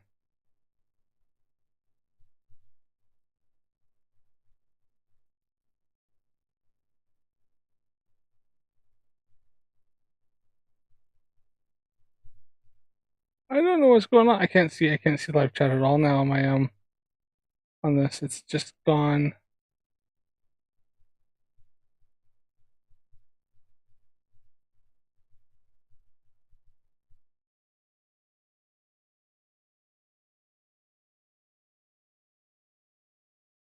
Oh, I can see that a bit better.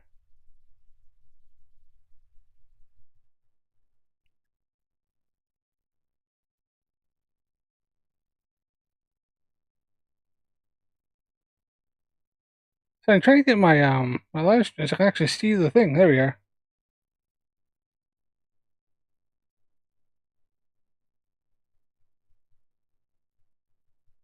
Right, okay, well, I appreciate you sticking with me there, Canadian Spigs Advocate. Us Canadians stick together, right?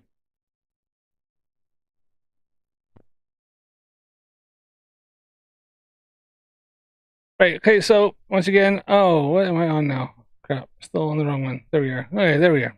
Ooh.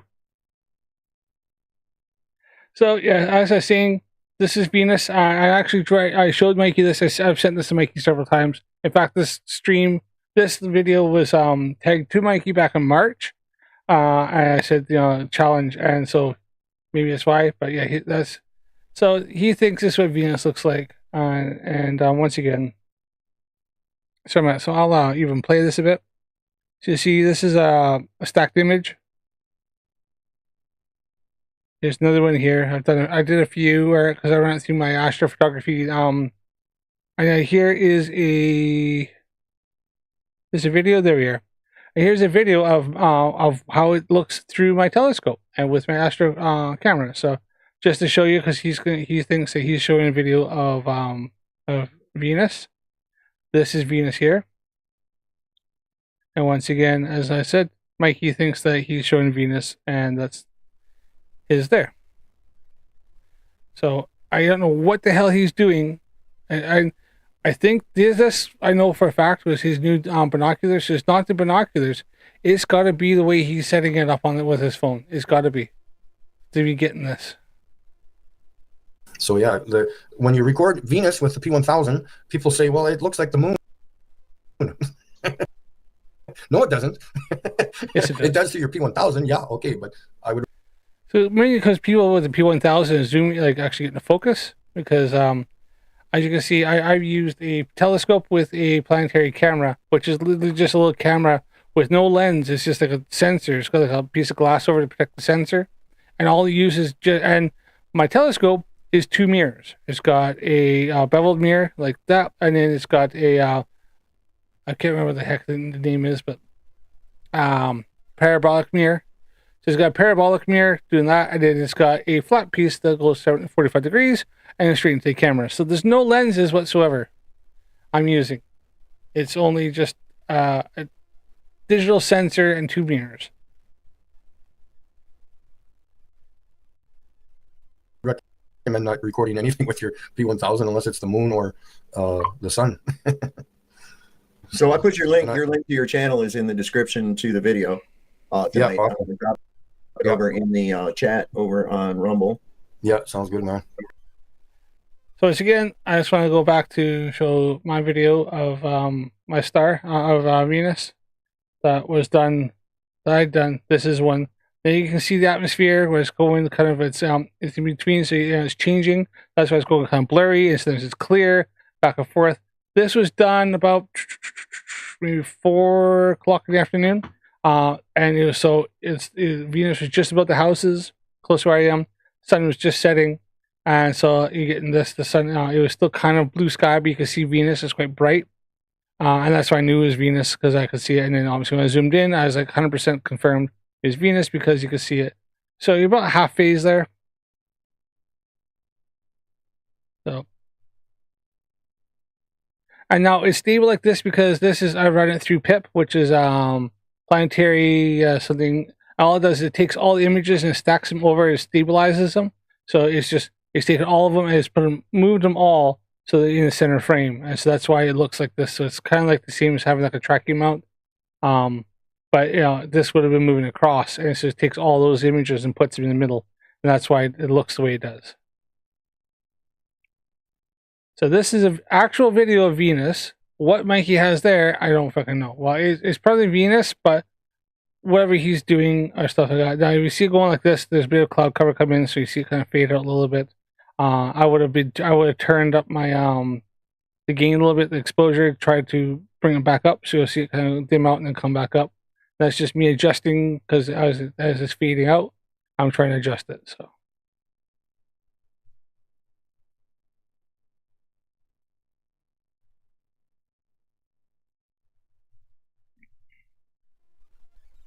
So back to Mikey's garbage, whatever the heck that is.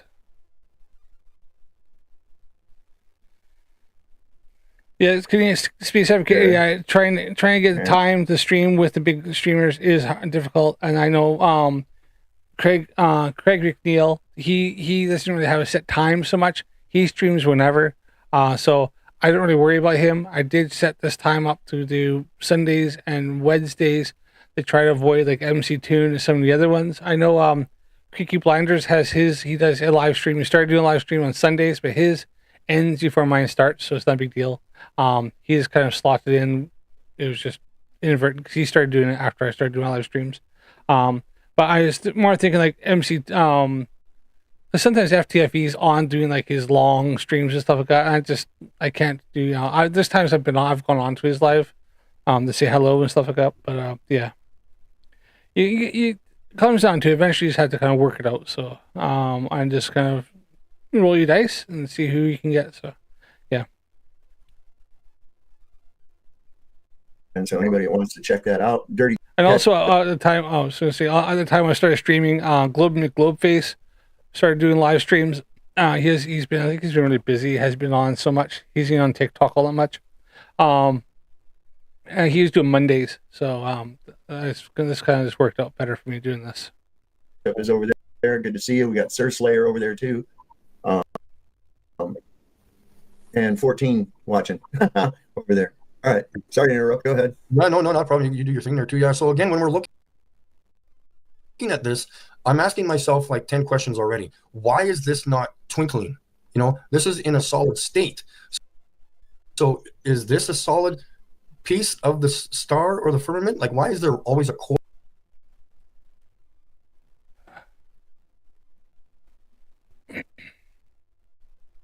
coil-ish looking thing? Mm-hmm. I don't get that. Like,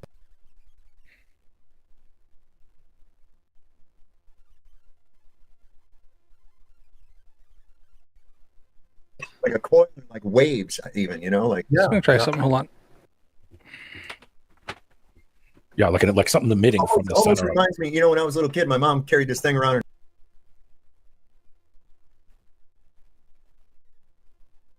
her purse. It was a little round thing. You took the lid off of it, and it would open up like that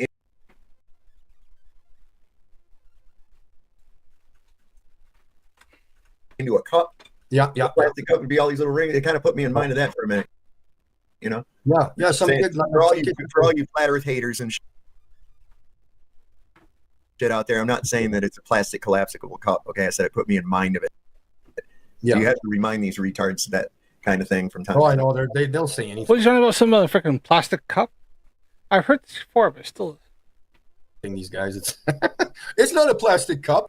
Oh yeah.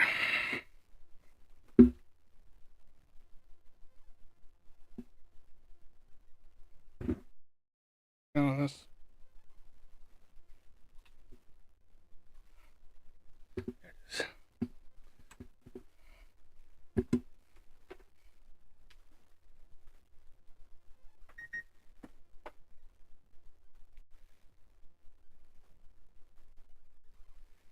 I'm just going to try to see if I can go into a wired instead of using Wi-Fi.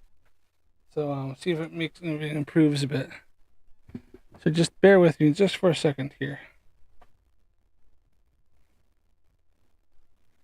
Come on. I honestly think it's my computer is just getting cooked here, so.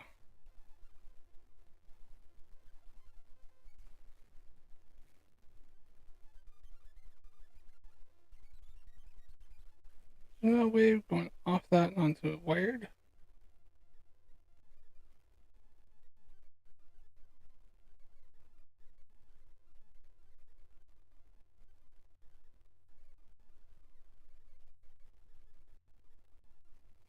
Right. All right.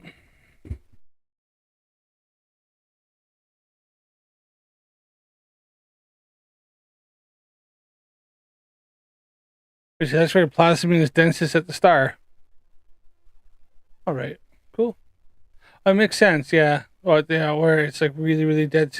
But I just don't know why it's like such a line like that. That's why I'm kind of going with.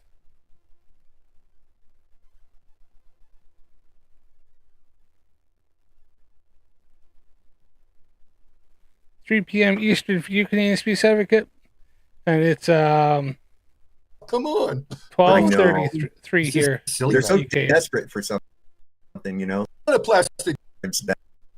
Saying that it's a plastic, you know. What is he going about plastic? I never got this reference he's going about. So. Always a coil-ish looking thing. Mm-hmm. You know, I don't get that. You know, like a coil, like waves, even. You know, like yeah. Yeah, like something emitting from the almost center. Reminds me, you know, when I was a little kid, my mom carried this thing around in her purse. It was a little round thing. You took the lid off of it, and it would open up like that into a cup. Yeah. Plastic cup would be all these little rings. It kind of put me in mind of that for a minute, you know. Yeah. Some kids. Oh right, okay. He's talking the expandable ones. He used to think, you know, you flat, you pull it and it expand up, and sometimes you have a lid on top of them, so nothing got inside. I think he's on about. I mean, sort of, because obviously they start out smaller and they expanded up like that, and they're obviously rings that they're beveled so they interlock. You pulled it up, you pull it high enough, and you make a cup. I get what he's talking about. Yeah.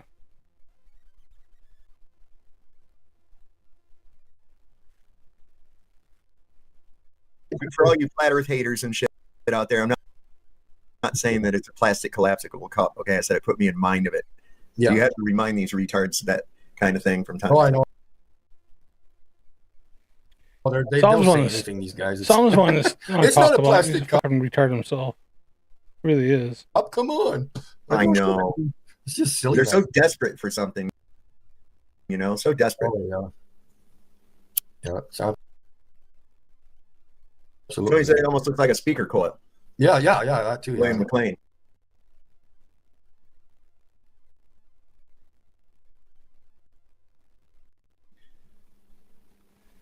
All right. Things are not running well tonight for me. Yeah. So yeah, I don't know. I don't want to spend too much on the stars. I think I showed that video.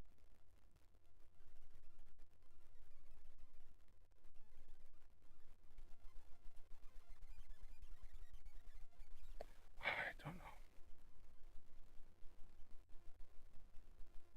don't know.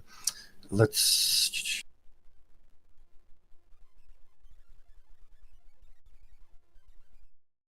Then I'll go over to the firmament is awesome. I love showing those pictures, but oops, let me go to the playlist here.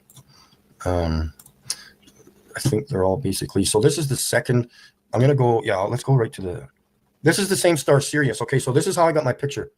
I think it was at 6 or so this frame right there. See that? That's where I got my picture from my star shirt, from my shirt and my canvas picture. Literally at 1 second. See that? Pow. See that, how that works? Wow. Yeah. Okay. I mean, you got to go frame by frame in order to find this stuff. You know, that's God's Wi-Fi.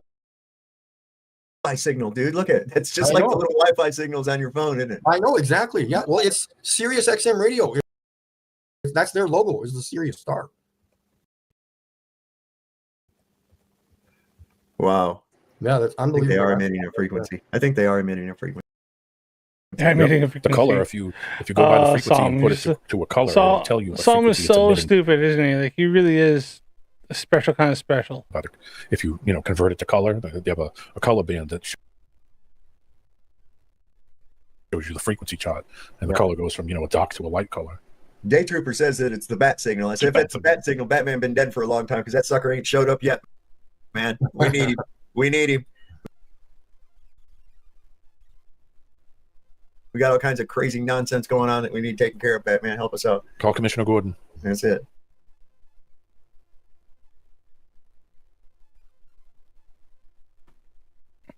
Just to hear is how. So they think this is serious. It shows a Sirius XM radio, and I just think that was just such a derpy, stupid thing to say. Considering, isn't that the Sirius XM radio?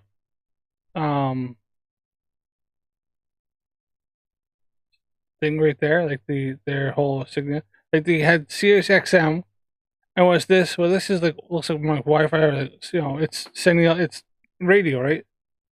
The XM like that, and they had Sirius. One I knew is Sirius. They had a dog star, right?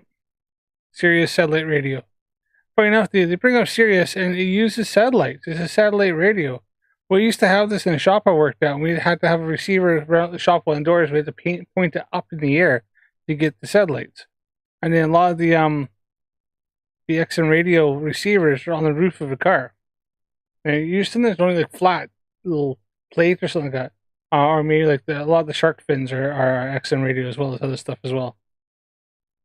But yeah, this is the one they're talking about. Maybe are they talking this one here? Maybe where it's like Sirius XM, it has the lines going up. The only thing is the lines are going backwards compared to what they say, because it's smaller and it goes wider out.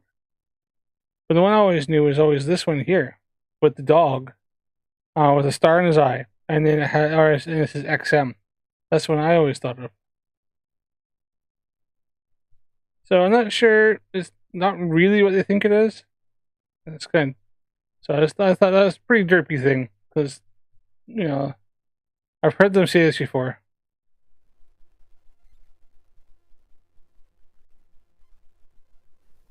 Yeah, and see how precise that is. Like it. Yeah. Just, like it's just I don't know.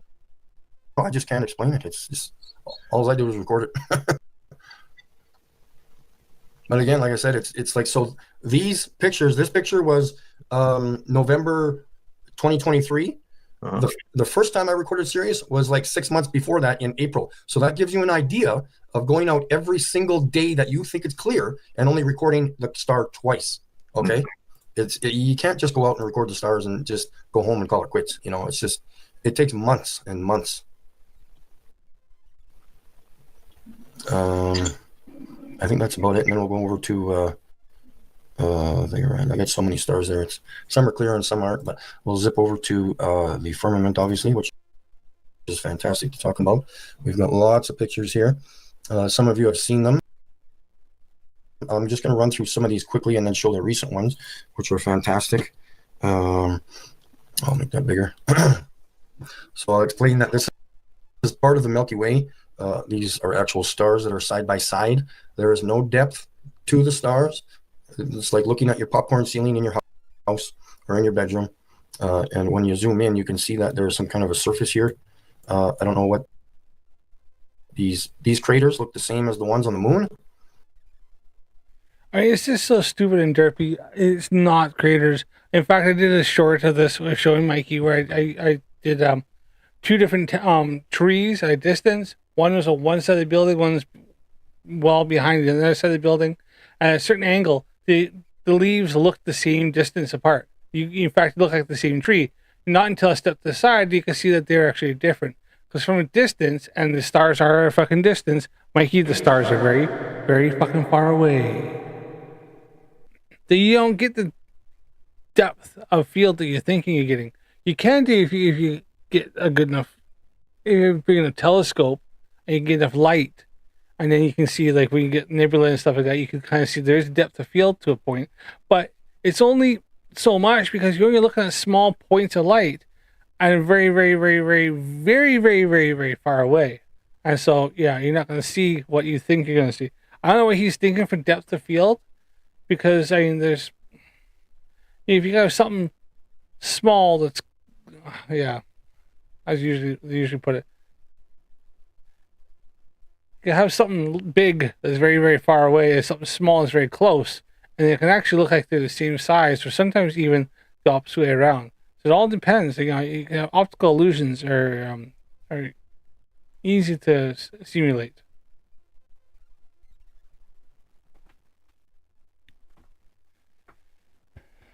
My tiny theory is that he created the moon from the firmament. That's a theory of mine, and I'd have a side-by-side comparison of these. Except for the moon is a rock. We can 100% prove that. Observations, as well as we've had people land on the moon and bring stuff back. So yeah, that's no, that's stupid. So-called craters here, dimples, whatever you want to call them, and they look exactly the same as the craters on the moon. And we'll get to that picture later on. I'll just run through some. That is true. Canadian Space Advocate says astronomers don't just look at the stars to tell distance. No, we have something called spectroscopy. I may mispronounce that. Spectroscopy, in which it measures the light, and you can tell from obviously the distance, what wavelengths are coming towards us, as well as we can tell if they're heading towards us or moving away using redshift and blue shift. Right, blue shift, when light is shifted towards the blue light spectrum, then normally it's something that's moving away from us. If something is red shifted, it usually means it's on red side is usually moving towards us. Then we can kind of tell from that how fast and which way and stuff like that. So it's we have ways of being able to measure very, very far distance objects, especially light objects of light. Yes, and the moon is not made from cheese, Gromit.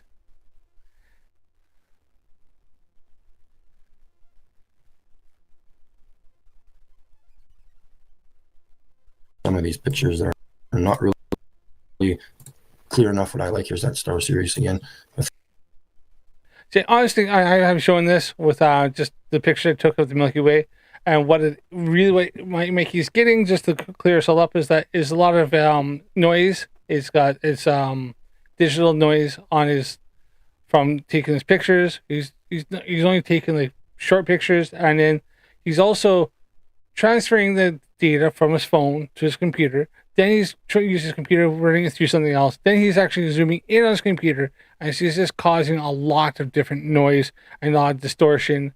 But it is a lot of just digital noise from his camera sensor, and then also different stuff that's the data is being lost a little bit and being corrupted slightly by just transferring it, where then it's being downgraded or it's being re-rendered on different things. So he's just causing more and more problems, but he's not smart enough to realize what he's doing and what's happening.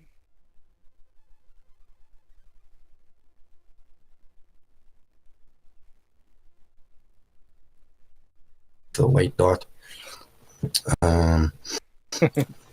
These Hey, are just Brown, two how's it stars going, that are side by side.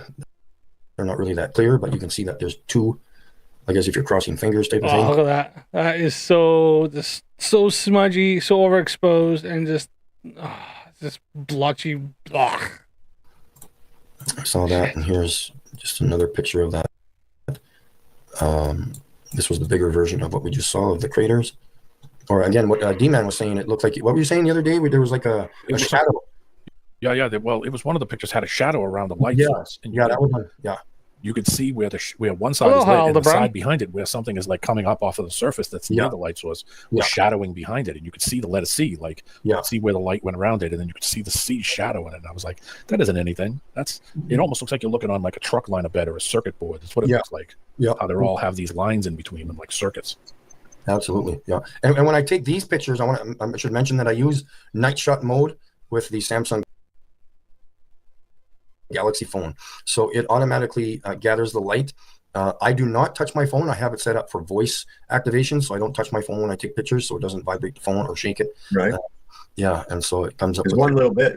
Yeah, but as I've already proven, using night mode on your Galaxy phone doesn't work very well, nor is actually designed for doing astrophotography. So if you take your phone and you open it up, and I don't know if I can do this quickly enough, and you go, Mikey, I'll show you. Go to more, then you go to Expert Raw, right?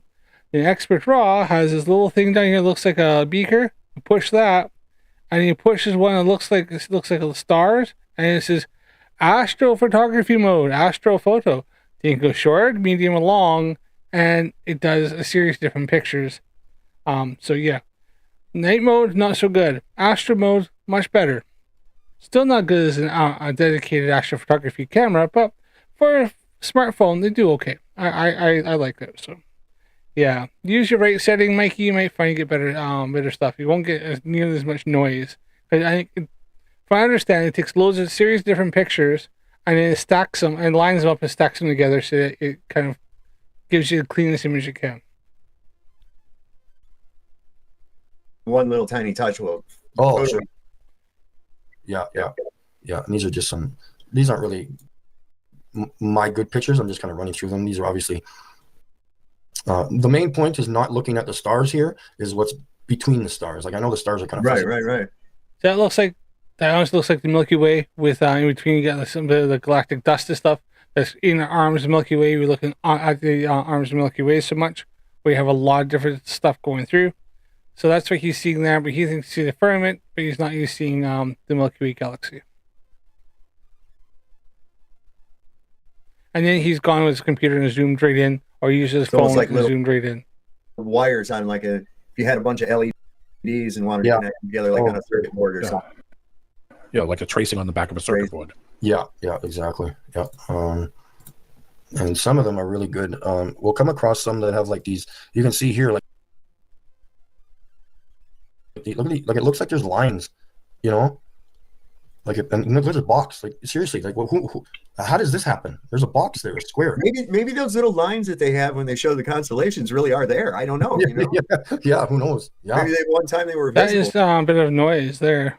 Where's my mouse? Yeah, his mouse going, my mouse going. It looks like, to me, it looks like tadpoles, swimming in the water at night or something, just all stringing about. Come on. That looks like, to me, is like he's done long. Night mode does long exposure. So I think what it does is it'll keep the lens open for so long, 10-15 seconds, and shut it again. And I think what this is here, and you can kind of see on the other ones here, is that either something's moved, or like he's bumped it, or a bit of wind. But you can see here where it's actually it's moved up, and I think it's moved side to side down. This looks like the same star moving up and down, and then this is like, as well as these are moving. So that's what you're getting here. That's what you have. This right here, big smear there. You see smears there. These are either just these done long exposure, and the stars have moved a bit. But I also think he's actually had either he's bumped the tripod, or he's had a slight breeze or something, where this looks like it's doubling up, so it's like everything's smeared and moved. That's what it looks more like to me than anything else. But there's obviously something there. Like, this is, and then so here's another one with these two stars side by side. It looks like there's a line there. Like I didn't do that. I just took the picture. Wow. But it looks like it's connected with a wire or something. It looks like it's freaking something. It looks like something fucking moved, and there's a bit of smearing going on there. I mean, internal refraction. It could be internal refraction on the lenses, on the binoculars. But I'm not an expert. I'm only looking at it, but it looks like like there's some sort of smudging. Yeah. that sounds actually. You're right. Can you specific? You're probably more right. It's the a bit of refraction inside the lens. Like it's a bit like it's glare. I wouldn't say glare, but yeah.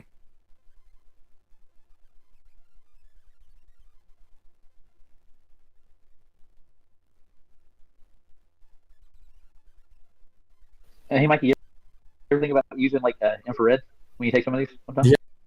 Yeah, no, that'd be a good idea to do too. Oops, I've seen that one. And then here's so this is not dust or fog on my lens or the binoculars or anything. This was in the sky, in the firmament, whatever you want to call it. This was there. It wasn't moving. It's just there. I don't know what it is. But again, here's another one of those box-looking things. You can see these like ridges or these lines, creases, crinkles, whatever you want to call them. You can see a big long one here, and then here's the crazy. I love this. I do think there's definitely some digital noise and shit in there too. Like it's just a. I mean, the stars are so smudged, aren't they? Like they're not sharp, they're not clear. Like there is definitely something going on there.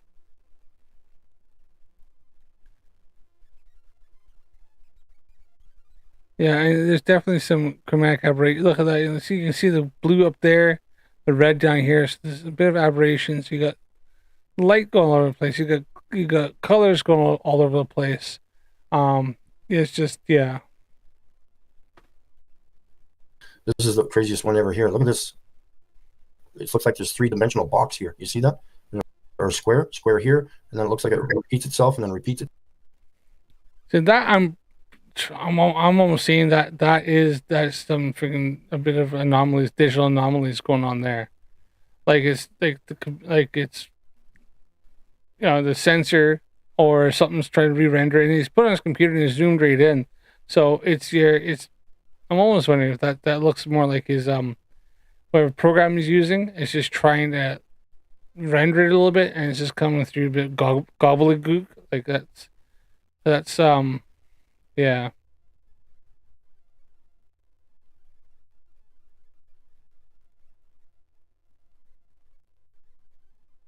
So it's the Borg. That's the Borg mothership right there. yeah. Oh, it's just crazy. I mean, it looks like there's because like these darker spots. I would think so. Like it's further in. Like if you were walking. Oops. Oh, where am I going here? I think it's a continuous speed I think there's a lot of digital noise in there. Because remember, he's taking this on his phone, and then is using the software there, and then he's taking that, putting it onto his computer. Then he's running it through whatever is probably whatever picture software for viewing pictures. He's bringing it up, and so then he's running it through that, and then he's putting it on Zoom and going to Zoom all the way up. So it's just going to be messy.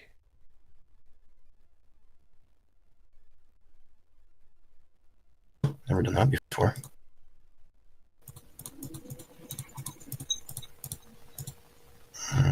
Yeah, this is the picture. Yeah, like these like it's darker, so it's obviously shadowed by something.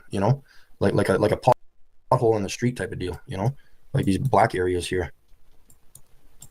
Yeah, like the lower areas. There's yeah, they're sunken. Yeah, I think he's using the same sort of like Windows software that I've used to look at my stuff. Like it's not astrophotography stuff. Like this stuff I've brought up is like just I know it's going to come up with some sort of noise to it.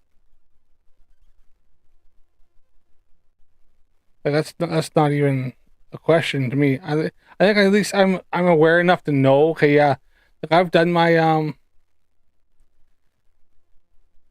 my images on here of sorry, I'm tired here. Bring shirt up for a second. I've showed my observations. I took my pictures with my phone while I did the Milky Way galaxy from last year, and then when I zoom in, like it looks nice. But when I use the same thing, I like go really high zoom. I've actually simulated exactly what Mikey has done here, but then it is digital noise, right? I know it is, and it's a bit this and that, but it just looks nice and crisp. But then I've took a picture from a very small lens, from very far away. I've took a scene because I actually want to see. I'm not wanting to zoom right in. I want to see the whole scene. I want to see the Milky Way galaxy, this big huge thing. And then you can see it over. It's like looking over a bit of grass, and then often and there's a bit of a water coming in a bay, and that's what it is. The whole thing. I'm not looking. He's just doing this, but it's just all this little fine detail that he is just trying to focus in on, and it was never, that data was never collected correctly. It was looking at this whole thing, not trying to look at this little tiny bit. So you can even see where he's running the zoom right up on that.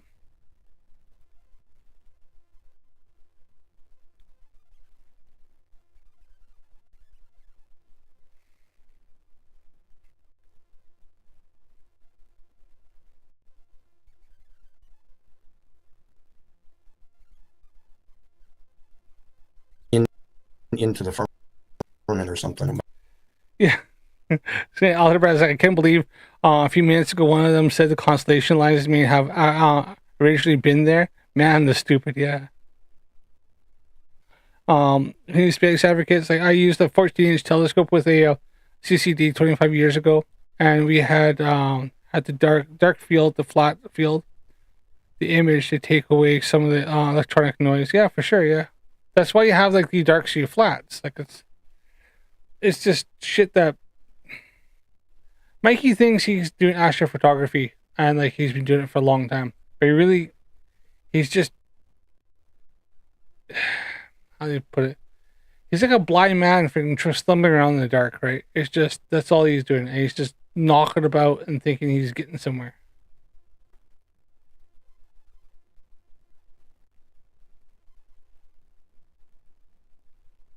Whatever, but that's the moon. This is just some different picture. Even his moon is overexposed there. Sure. Else in between the stars here, and then again these brighter stars here with color around them.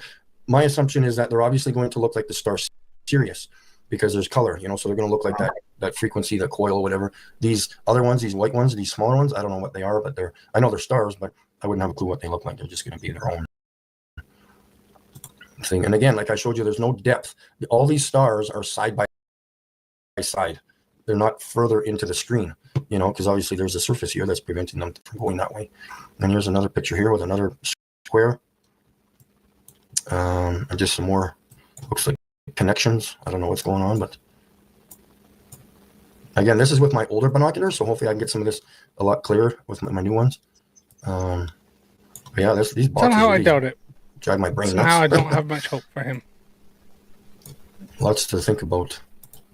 Yeah, it's very thought-provoking. Very, very thought-provoking. Oh, sure. And then so we've got this star and then this ridge. Now you can see that it's being lit up by obviously this star or maybe whatever else is coming this direction, you know. And this is being lit up, you know, like it's I don't know, man. There's a surface there. There's a texturing to that surface too. Yeah. Texture to it. Yeah, exactly. Yeah. Here's you the can side see by the side. noise in that. The moon on the right, and then the firmament on the left, or whatever you want to call it. You got these craters with the half crescent shape shadows, and you got the shadows here with the half crescent shapes here too. Exactly the same thing. One thing comes to mind: the thing which we know about the world. We know jack shit about the world. Yeah, no, absolutely. Yeah, no, we know nothing. Absolutely nothing. Well, that I will agree on. These guys know jack shit about the world, and they know jack shit about the astrophotography. I didn't know jack shit about space. That's probably the first true thing I've heard any of them say in this whole entire stream, is that you know jack shit about this. So I do agree with you. I fully agree with you, and that is true. So hey, flat earthers don't always lie. So Mikey, if you want to get a good shot of the lander and the flag next time you're out looking at the moon. yeah, exactly. Yeah. I'm just gonna go over to some new. That little buggy's still up there too. Yeah, supposedly. So yeah, after this one, it is. Run through a few pictures here. We have a lunar orbiter, that's reconnaissance orbiter that has taken pictures of all of them. Still there. And then I'll show you what I do with my car after, because nobody knows what I do with my car for activism. But we'll run through some of these. These are just random pictures. I have better ones than these. Where's the other one? See, that one there's decent of a star nebula. That was actually a decent one. Yeah, so I like zooming in, and you can see, see, and the thing is, when you're outside and you're taking pictures of trees or houses in the distance, you're taking pictures of houses, but you would see something in the distance. The field or another house or a yard, but there'd be, you wouldn't be taking pictures of a surface beside the house. Like if all these stars were houses, why are you taking a picture of something in between the house? Right. What's in that space? Yeah, it's just crazy. Well, I'm sure these globetards will come up with some fucking reason. Oh, yeah. Well, what Brenda was saying, it's space dust. I'm like, what the hell are you talking about? That's the picture that you showed, Mike. That's the color, in that C shape. There it is, right there, Soph. Yeah, see how you... That's a lot of digital noise there. Look at all that. That's overexposed, and then there's a ass load of fucking noise there. And there's definitely some aberration. It's all kinds of wrong right there.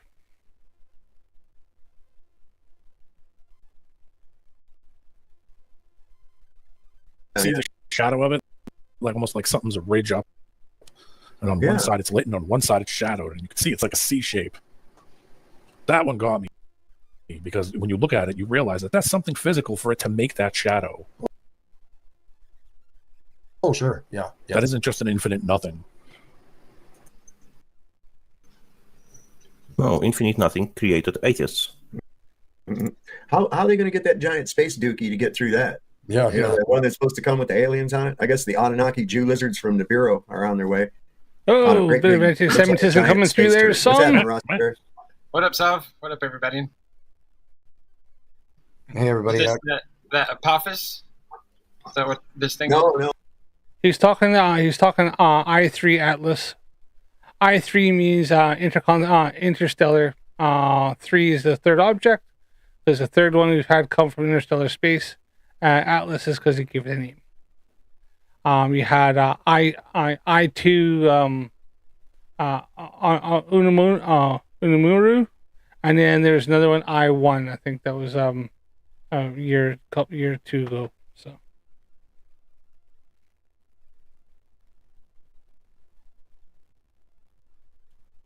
there's some other thing. What are they calling it? AL something. I3 there's got to be a post on it here somewhere. Yes, I3 Atlas, and it's a fucking comet, and people can still see it. If I was in a built up area, it still can see it a little bit. Just after sunset, on the horizon out west, east, and then you can still kind of see. I don't know if you can see it with a decent telescope. You can see it. You can't see it with your naked eye, but it is a comet, and they've actually seen it where it's releasing dust and stuff. And then it'll get to the point where it'll be on the other side, behind the sun, and then we won't be able to see it until, again, it'll go past us, between us and the, between our orbit and Mars orbit, but we're going to be on the other side of the sun, so it's not even going to come close to us. It'll be fine. And then it'll go to a certain point, then we'll be able to see it again. Obviously, it'll be in the western sky. And we'll see it, I think, in November, December, around there. I think last night I was reading up on it. I'll look into it a little bit the other day because I wanted to see if I'd be able to see it with a telescope, which I probably could if I could get my ass out somewhere in dark skies and where I can have a lot more lower part of the horizon. So we'll look to see if I can manage to get myself out of the city for a bit. Some people that I follow that do like remote viewing and stuff have picked up that there is. Oh, right. Can you speak that because Anamaru was one, Brosval was two. Oh, okay. All right. I got those two mixed up. Thank you.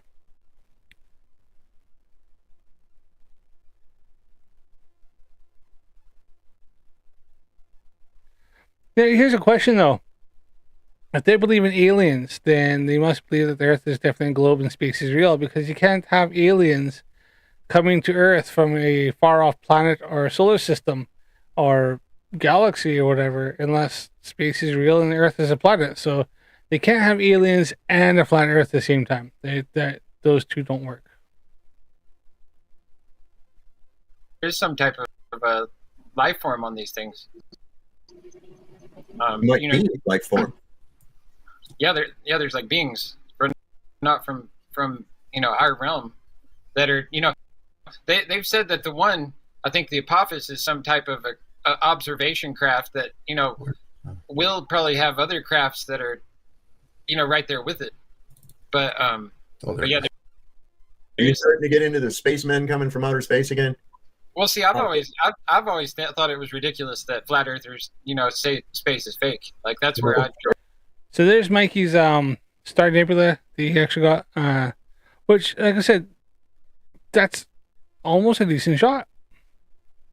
That's that's not bad, So, Mikey, kudos. You actually seem to have somehow managed to pull off a half decent astrophotography shot there. So yeah, you don't understand what he's looking at there, but yeah, it's he's looking at space dust and everything.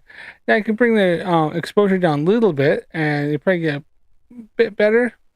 Overexposed a little bit in the middle there, but yeah, not too bad for an amateur.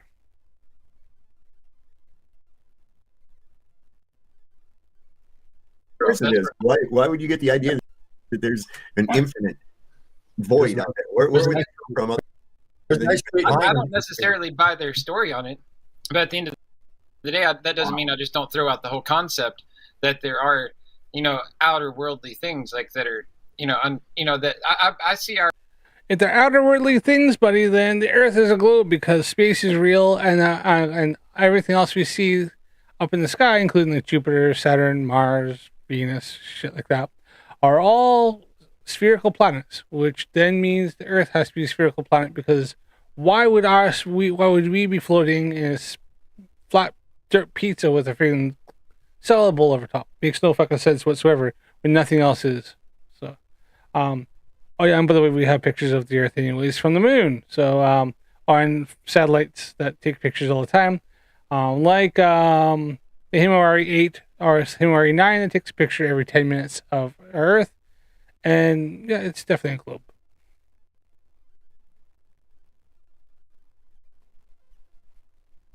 And the epic discovery. It's a semi-permeable membrane that that is it's not that it can be passed through, that you can leave this place and other ships and things can come and go into it as well. So you think that when you look out there, you're looking at like an emptiness? I believe it's some type of like a water, type, like I was just swimming in the river before I came on here, and I swam down to the bottom of the river, and it felt like, and when I looked up at the sun and closed my eyes in the river, like it just felt like I was floating in space in itself. And you look at how boats, leave that trail behind, and then it's very similar to what you see airplanes do up there. And so, you know what that is? I think what Mikey's like kind of pointing out here, that's probably a satellite. I've had something similar like that, and they're very similar, like a Starlink or something like that going across. So I think he's actually inadvertently took a picture of space and also took a picture of satellites. Welcome to the globe. Mikey falsifying flat Earth all the time. I don't really pull it out because I've never been there.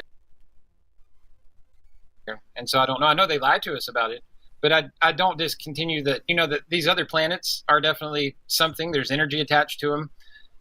There's power when they align, and also with, our astrological charts when we're born. But why are some other planets?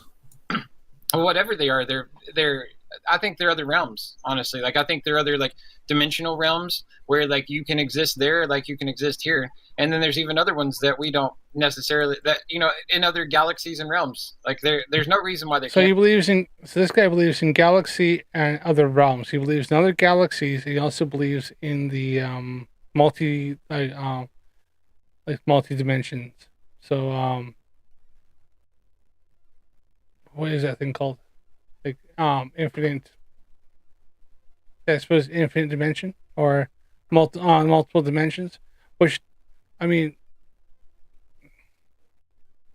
I don't know. Like, is there a way of? I think that I've seen stuff where there's a plausibility that there may be some sort of behind that to a point, but yeah, I think there's just, that may be something that, but even then, Earth is still a globe and space is still real, even if there's like, multiple dimensions.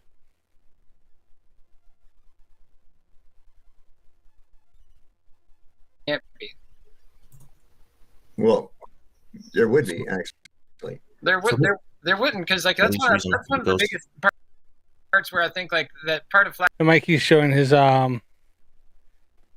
car. He's so proud of that.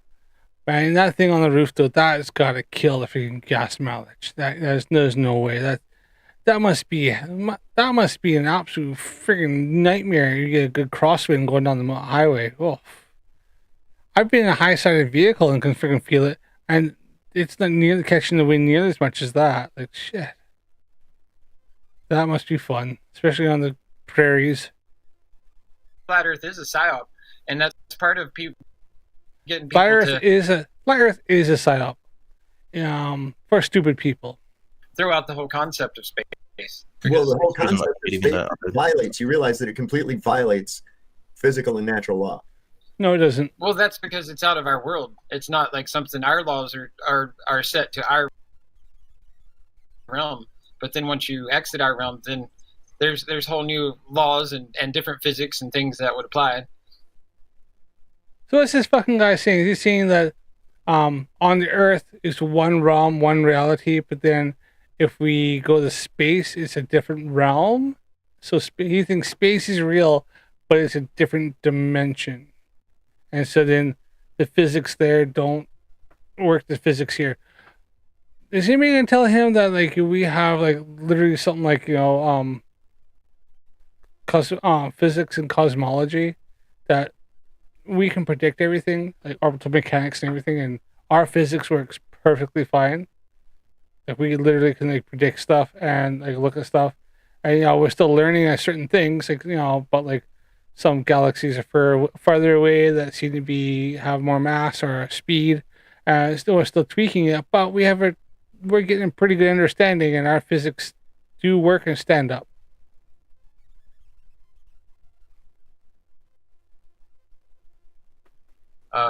Based on the principles of the environment in which it exists. Hey, Rasta, are you watching the live stream? I am watching the live stream. With your own eyes or somebody else's? With mine, why? Look, I'm showing you pictures of the firmament, okay? Space does not exist. I'm showing you stars and videos of stars and pictures that do not correlate with the narrative that your fantasy space agencies tell you about. And see, that's where let me stop you for a second, because like that's where like you're showing me videos, yes, of possible firmament and of stars and stuff, and I agree that the space agencies don't tell us the truth on that stuff. However, that doesn't mean that it's not something else, and just because you can see a firmament doesn't mean that you've ever touched the firmament and seen if it's a permeable membrane or semi-permeable, or if it's solid, if we can't escape it. It's just like something's holding the sun and the moon up there. Fucking hell. So now they're having a flat Earth argument over one thinks that space could be real, but it's like a different dimension. And then Mikey's like, space isn't real, and I've showed you the firmament, but the other fellow's like, well, how do you know the firmament is actually real or what it's made out of? Because you've never touched it, nor have you actually been to it. So what do you know what the fuck it is?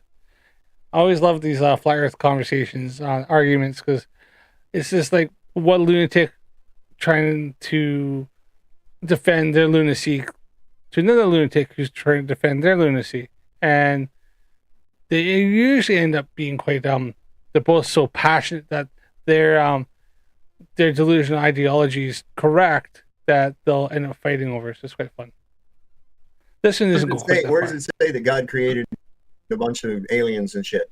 Where does it say a lot of things in the Bible? There's a lot of things that they might leave out, but like well, there's it's pretty clear that he made this creation. He did. And this is the center of the universe, so it wouldn't even. First, you need to prove that God exists, and you got to prove which God exists. Because last I checked, I think there's something like 3,000 different gods. So which one? And then how can you prove God exists? I know you can say how can you prove God doesn't exist, but the positive claim is to say, well, prove, and then let's say once again which one, right? Because like I said, there's lots. Well, we as a human being, honestly, are the center of the universe. Our mind is the actual universe. The Earth is actually the Earth is the center. Everything on the Earth is a manifestation of our mind and our existence. All right. Now you're go to the Bible. Go to the different Bible, and you will find nothing about the different planets or whatever, nothing like that. Hey Dan, and Fornicator, how's it going? Yeah, I haven't seen you for a while, buddy. Happy birthday, by the way. I know you had your birthday stream the other day.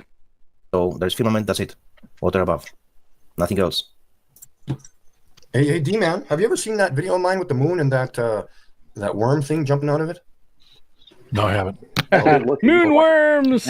Yeah, that's moon worms. I just wanted to jump on and say hi, though. I got to go. I haven't been on in a minute. Been enjoying all your breakdowns of the Charlie Kirk and all that. Yeah, we'll get into that here in just a little bit. There's some more shit on there that's really quite sus.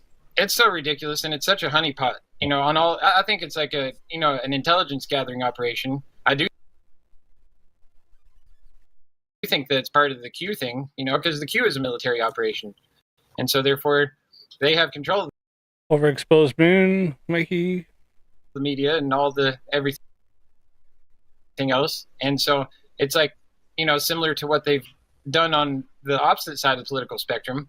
It's like both sides are really just dumb and gullible and ignorant, and it's really the big 5-0.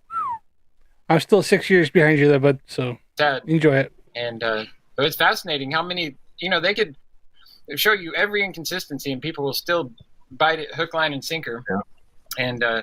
And it's so crazy that now they're calling for hate speech and all these things because you can't have an opinion on it. Like I'm not for celebrating it like some people do, but if people wanted to have a party in the streets and celebrate it here in our country, they should be able to do that because that's their First Amendment right. It's sick. It's a reflection of their character and their That's definitely something. You can see the whole image shaking, and then he thinks it's a worm, but that's.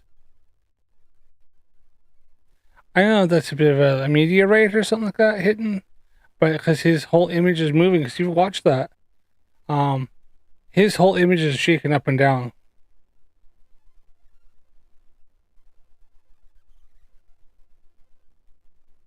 It's sick. It's a reflection of their character and their where their soul resonates. I got a year you there, Calder. Oh well. Yeah, bloody youngins and whippersnapper. Oh, years not much, but at the end of the day, they should be able to do that. And that's all I have to say about that. But so, do you want to go ahead and continue then, Mikey? Yeah, I just wanted to run over this quickly. So, I recorded this many years ago when I pointed my laser at the moon. This thing here jumps off the moon, this white thing.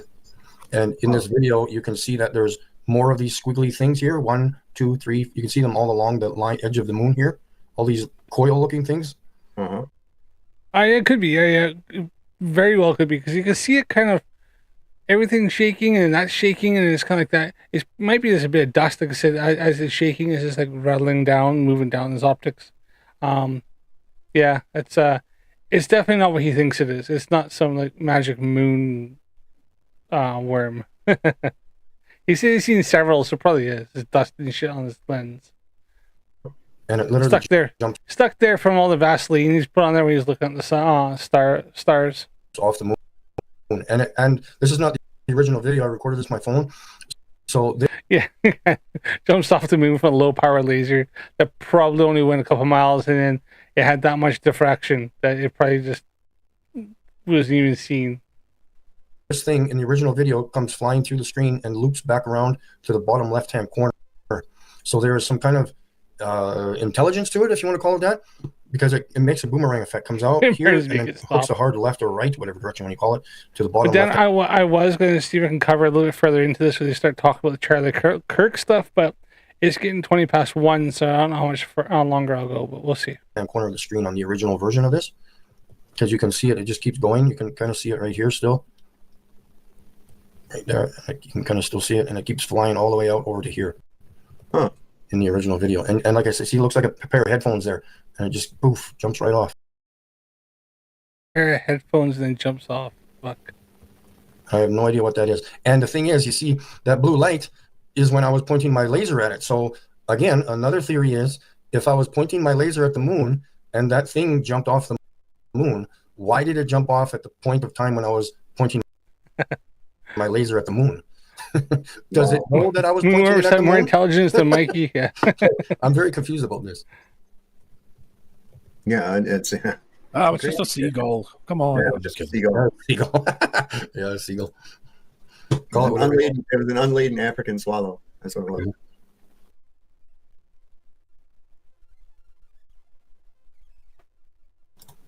So yeah, I think I'm about finished there. You guys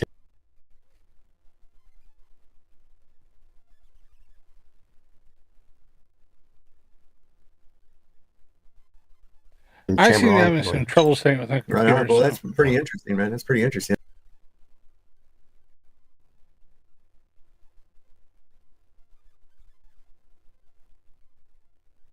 That's crazy. You look at it in a different way with that. Absolutely. Yeah. Oh, Hey, what sure. kind And of- I've got my binoculars beside me there. Yeah. Yeah.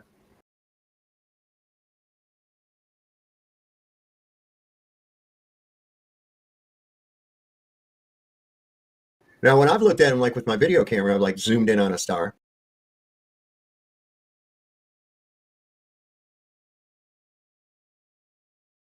Mhm. And what it looks like is like this.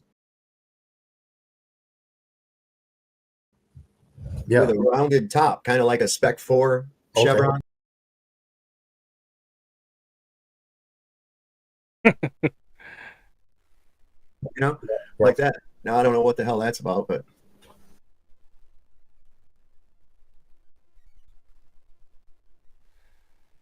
Oh, excuse me. Yeah, this is the piece of art, like my canvas here that I'm trying to get into an art gallery. So I I apologize for seems to be freaking lagging here. Loads. I sell these on my site. I got a t-shirt on there too. So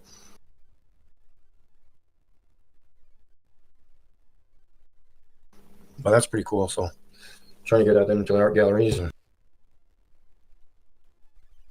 What the fuck? but yeah, other than that, you guys can mosey on, chit chat or whatever. Yeah. right on.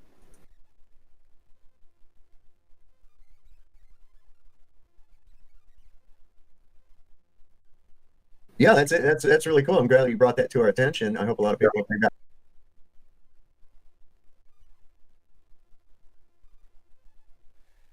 Questions. Try something We here. put the link to Mikey's channel is in the description of the video, and I also put it in the chat. So if anybody wants to go over and subscribe to Mikey and check out his work, and be much appreciated. Help a brother. Yeah, out. and I'll ask any questions too. If you have any, would be Yeah, yeah. fantastic. Yeah. 100%. 100%. Roger, What do you Roger. guys? We'll go around. Roger, what's your thoughts on it?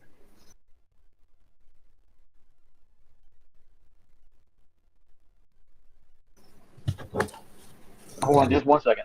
No.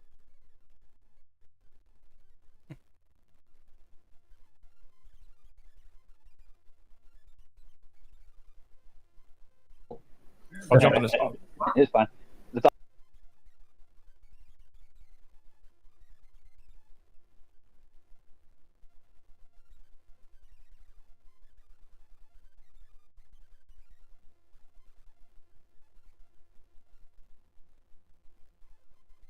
That's on Mikey's work. Oh, I appreciate it. Yeah, it's Sorry, I'm just trying to adjust something. I don't know if it's gonna make it any better, but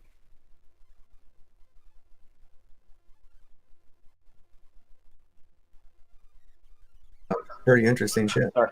Pretty interesting. D-Man, what do you think? What do you think, man? I've seen it on Roger's channel a couple times. I love Mikey's photos, especially those ones with the textured ones in the back where you can kind of see the shadowing and stuff. Yeah. I think that just shows you that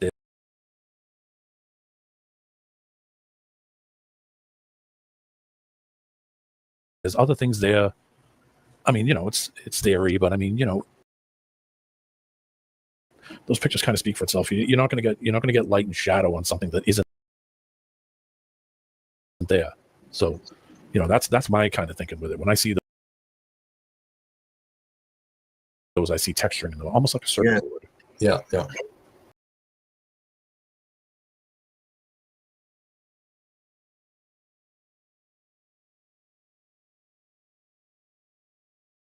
That's not helping me at all, is it?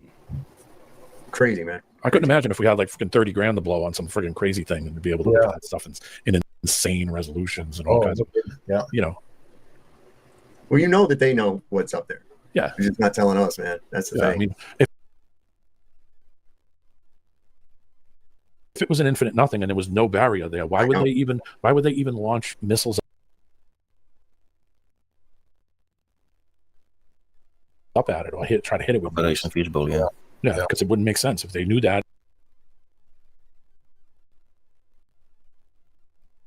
And you could look and see that there was nothing there, then why would you have to shoot anything at it?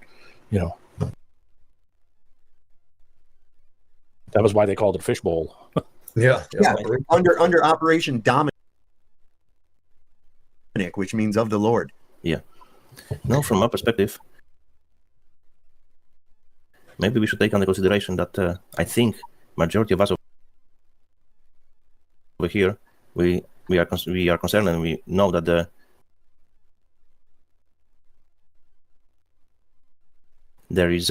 we are in the end times. So maybe I'm saying maybe the veil between worlds becomes thinner and we can see more, because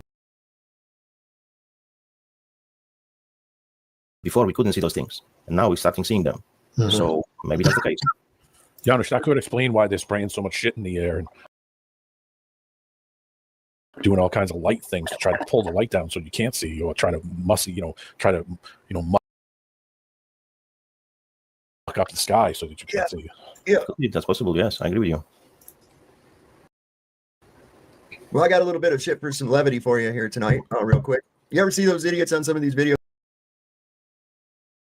They get pissed off because somebody's filming. So sorry about this. If it's in and out, my computer seems to be struggling tonight. I don't know if there's an update or what the fuck's going on, but it seems to be having some issues. Their whole thing is to film somebody back. Yeah. This one, you're gonna get a great kick out of this. You can't film me as they're filming you. Bro, this guy's so pissed right now. Yeah, you like when I'm filming you, right? It's not fun, huh? Bro. It's not fucking fun, huh? You're not even, stay back. You're not even filming Yes, me. I fucking am. Look at the camera. Yes, I am fucking filming you. Don't you fucking go nowhere. The police, 911 has been called. Check again, you're not filming me. You're a jackass. I am filming you.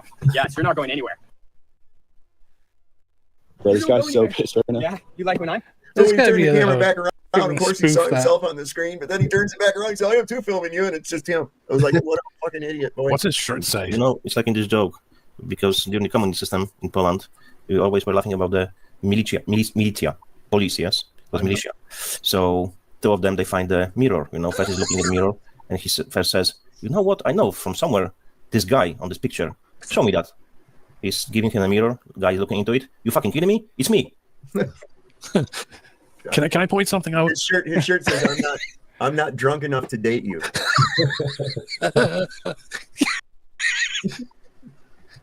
Oh man, sometimes you find the special ones. Well, I'll tell you what, there's a few of them out there too. I'll tell you what. And they're the ones that are going to buy right into all this horse shit about this Charlie Kirk thing. My God, as the days go by, it just stinks worse and worse and worse and worse all the time. I mean, and you know what? I don't think it's so much that, oh man, we're really onto these false flags and shit. I think they're making it really painfully obvious. Mm-hmm. I really do. I think they're making it painfully obvious. They want us to know that there's some bullshit going on. They really do. But you got to watch how they run the psyops within the psyops. Okay, so here's this thing, and we presume that Charlie Kirk is shot. I've got some video. I'm probably not going to show it, but I'm going to put the link down for you people to look at here later as I get to it. But from this one angle, when he leans forward, you can see there's something down here under his shirt like a blood pack. And the way that when he gets supposedly shot. Yeah, I've seen this loads. I've seen all these. Well, I've been following each other Kirk thing loads a lot. A friend of mine was on my last Sunday stream. I think it was Sunday stream. And this came up, and a friend of mine actually sent this to me. And like just when it had happened in Charlie Kirk. So, unfortunately, is that, well, the shit is it is. It is really shit. SCUM doesn't believe that Charlie Kirk was shot. He thinks that it never happened. A false flag, blah, blah, blah. There's loads of evidence to show it. There's 2,000 people there. They all seen it. They witnessed it. People ran. It was all there. The evidence is there. So SCUM's just, I don't know why. I don't know if he just doesn't believe anything because he's a dumbass or what. But yeah. My computer seems to be having issues here running shit. I'm looking now, and I don't know what's going on, but I'm going to check it out. But I'm going to drop it there. It is 1:30 in the morning. I need to get up early. I got stuff I got to do tomorrow. I got on really late. And I was going to try to cover more and go into his Charlie Kirk BS because I actually listened to it. Comes down to it, yeah. SCUM thinks it's all false flag. He thinks the FBI is lying. And he even mentioned something about because Patel, what's his name, the leader of the FBI, says something about along the lines of I'll meet you in Valhalla, and he thinks it has to do with something of there's an island off the coast of Europe somewhere. I think it says Sweden. I think it says Sweden, and it whatever it was. And he said that there's a place called Valhalla, and he's going to meet Charlie Kirk there, and blah blah blah. Dude, look, see this? Perhaps I was there. This is Valhalla, yeah. Guess what? In York, England, there's a pub called Valhalla, so maybe he's going to meet him there. Go for a few pints on the way, you know. Like, it's just the stupidest thing because there's a place there. The only reason Kash Patel said that is because he thought it sounded cool. Because he's seen Charlie Kirk as a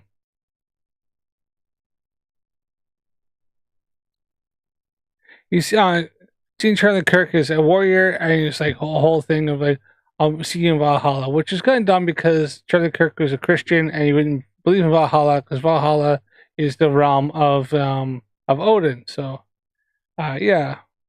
Area YouTube not doing enough video to maintain smooth streaming. Yeah, I know. I seem to be struggling here, so. But yeah, I'm gonna probably leave it there. So yeah, SCUM doesn't believe that Charlie Kirk was shot and assassinated, but SCUM's a dumbass, and who's gonna fucking listen to SCUM, right? At that, I am going to leave it there, and yeah, and that's about it for now. So thanks for coming and watching. Thanks for seeing all this stuff. I know I have some technical issues here. I'm going to sort it out. I have a slightly different setup. It worked fine for me a while back, but last time I used this, but this doesn't seem to work well for me again. But I'll have to go over it and see what's going on here. Yeah, yeah. So don't forget, people, Earth's definitely a globe. Space is real, despite what fucking Mikey says. I proved him wrong. But don't forget, stay curious, and thanks for coming.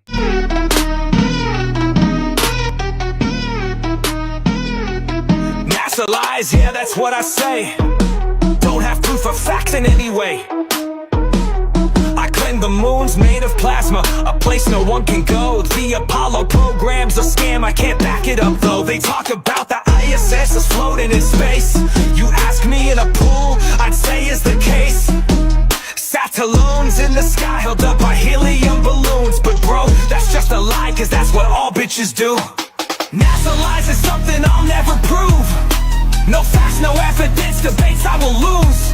They say they've been to the moon, I say it's not the truth. I see truth in no way, I hate MC2 when he shows me proof. The firmament is real, a dome up above, but I'll never prove it, so lost that I'm dumb. I know the world is flat, trust your sense of sight. Saying gravity's just a theory is why I'm up at night. NASA is phony like a show or movie, fake like some stage. Truman Show, child's play, it's just but suck at this game, because I'm just a dick with only my stupid self to blame. But I'm so fucking sure that the earth is flat, based on how I feel with my pop of flerfs. Swear my blind faith is what keeps it real. NASA lies is something I'll never prove. No facts, no evidence, debates I will lose. They say they've been to the moon, I say it's not the truth. I see truth in no way, I hate MC Doom when he shows me proof.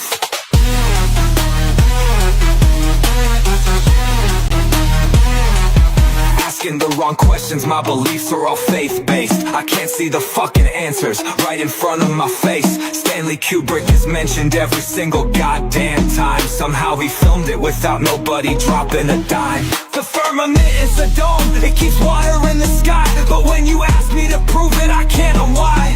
NASA in Hebrew, it means to lie or deceive. My flerf priest told me and blindly I believe.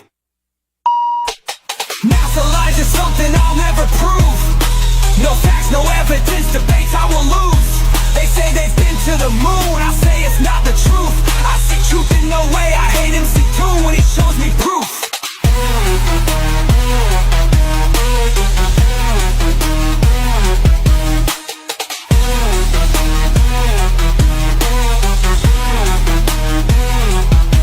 Spreading misinformation and lies willfully, so proud. Like Nathan Thompson yelling at strangers so loud. NASA's lies, people, space is fake and Earth isn't round. Oh shit, the fathers and husbands stop me into the ground.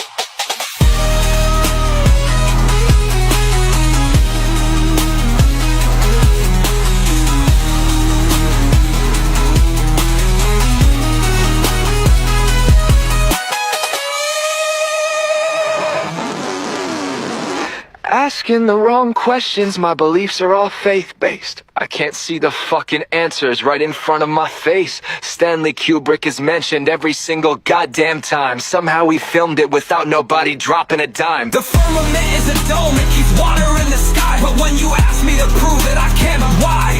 NASA in Hebrew, it means to lie or deceive. My flerf priest told me and blindly I believe.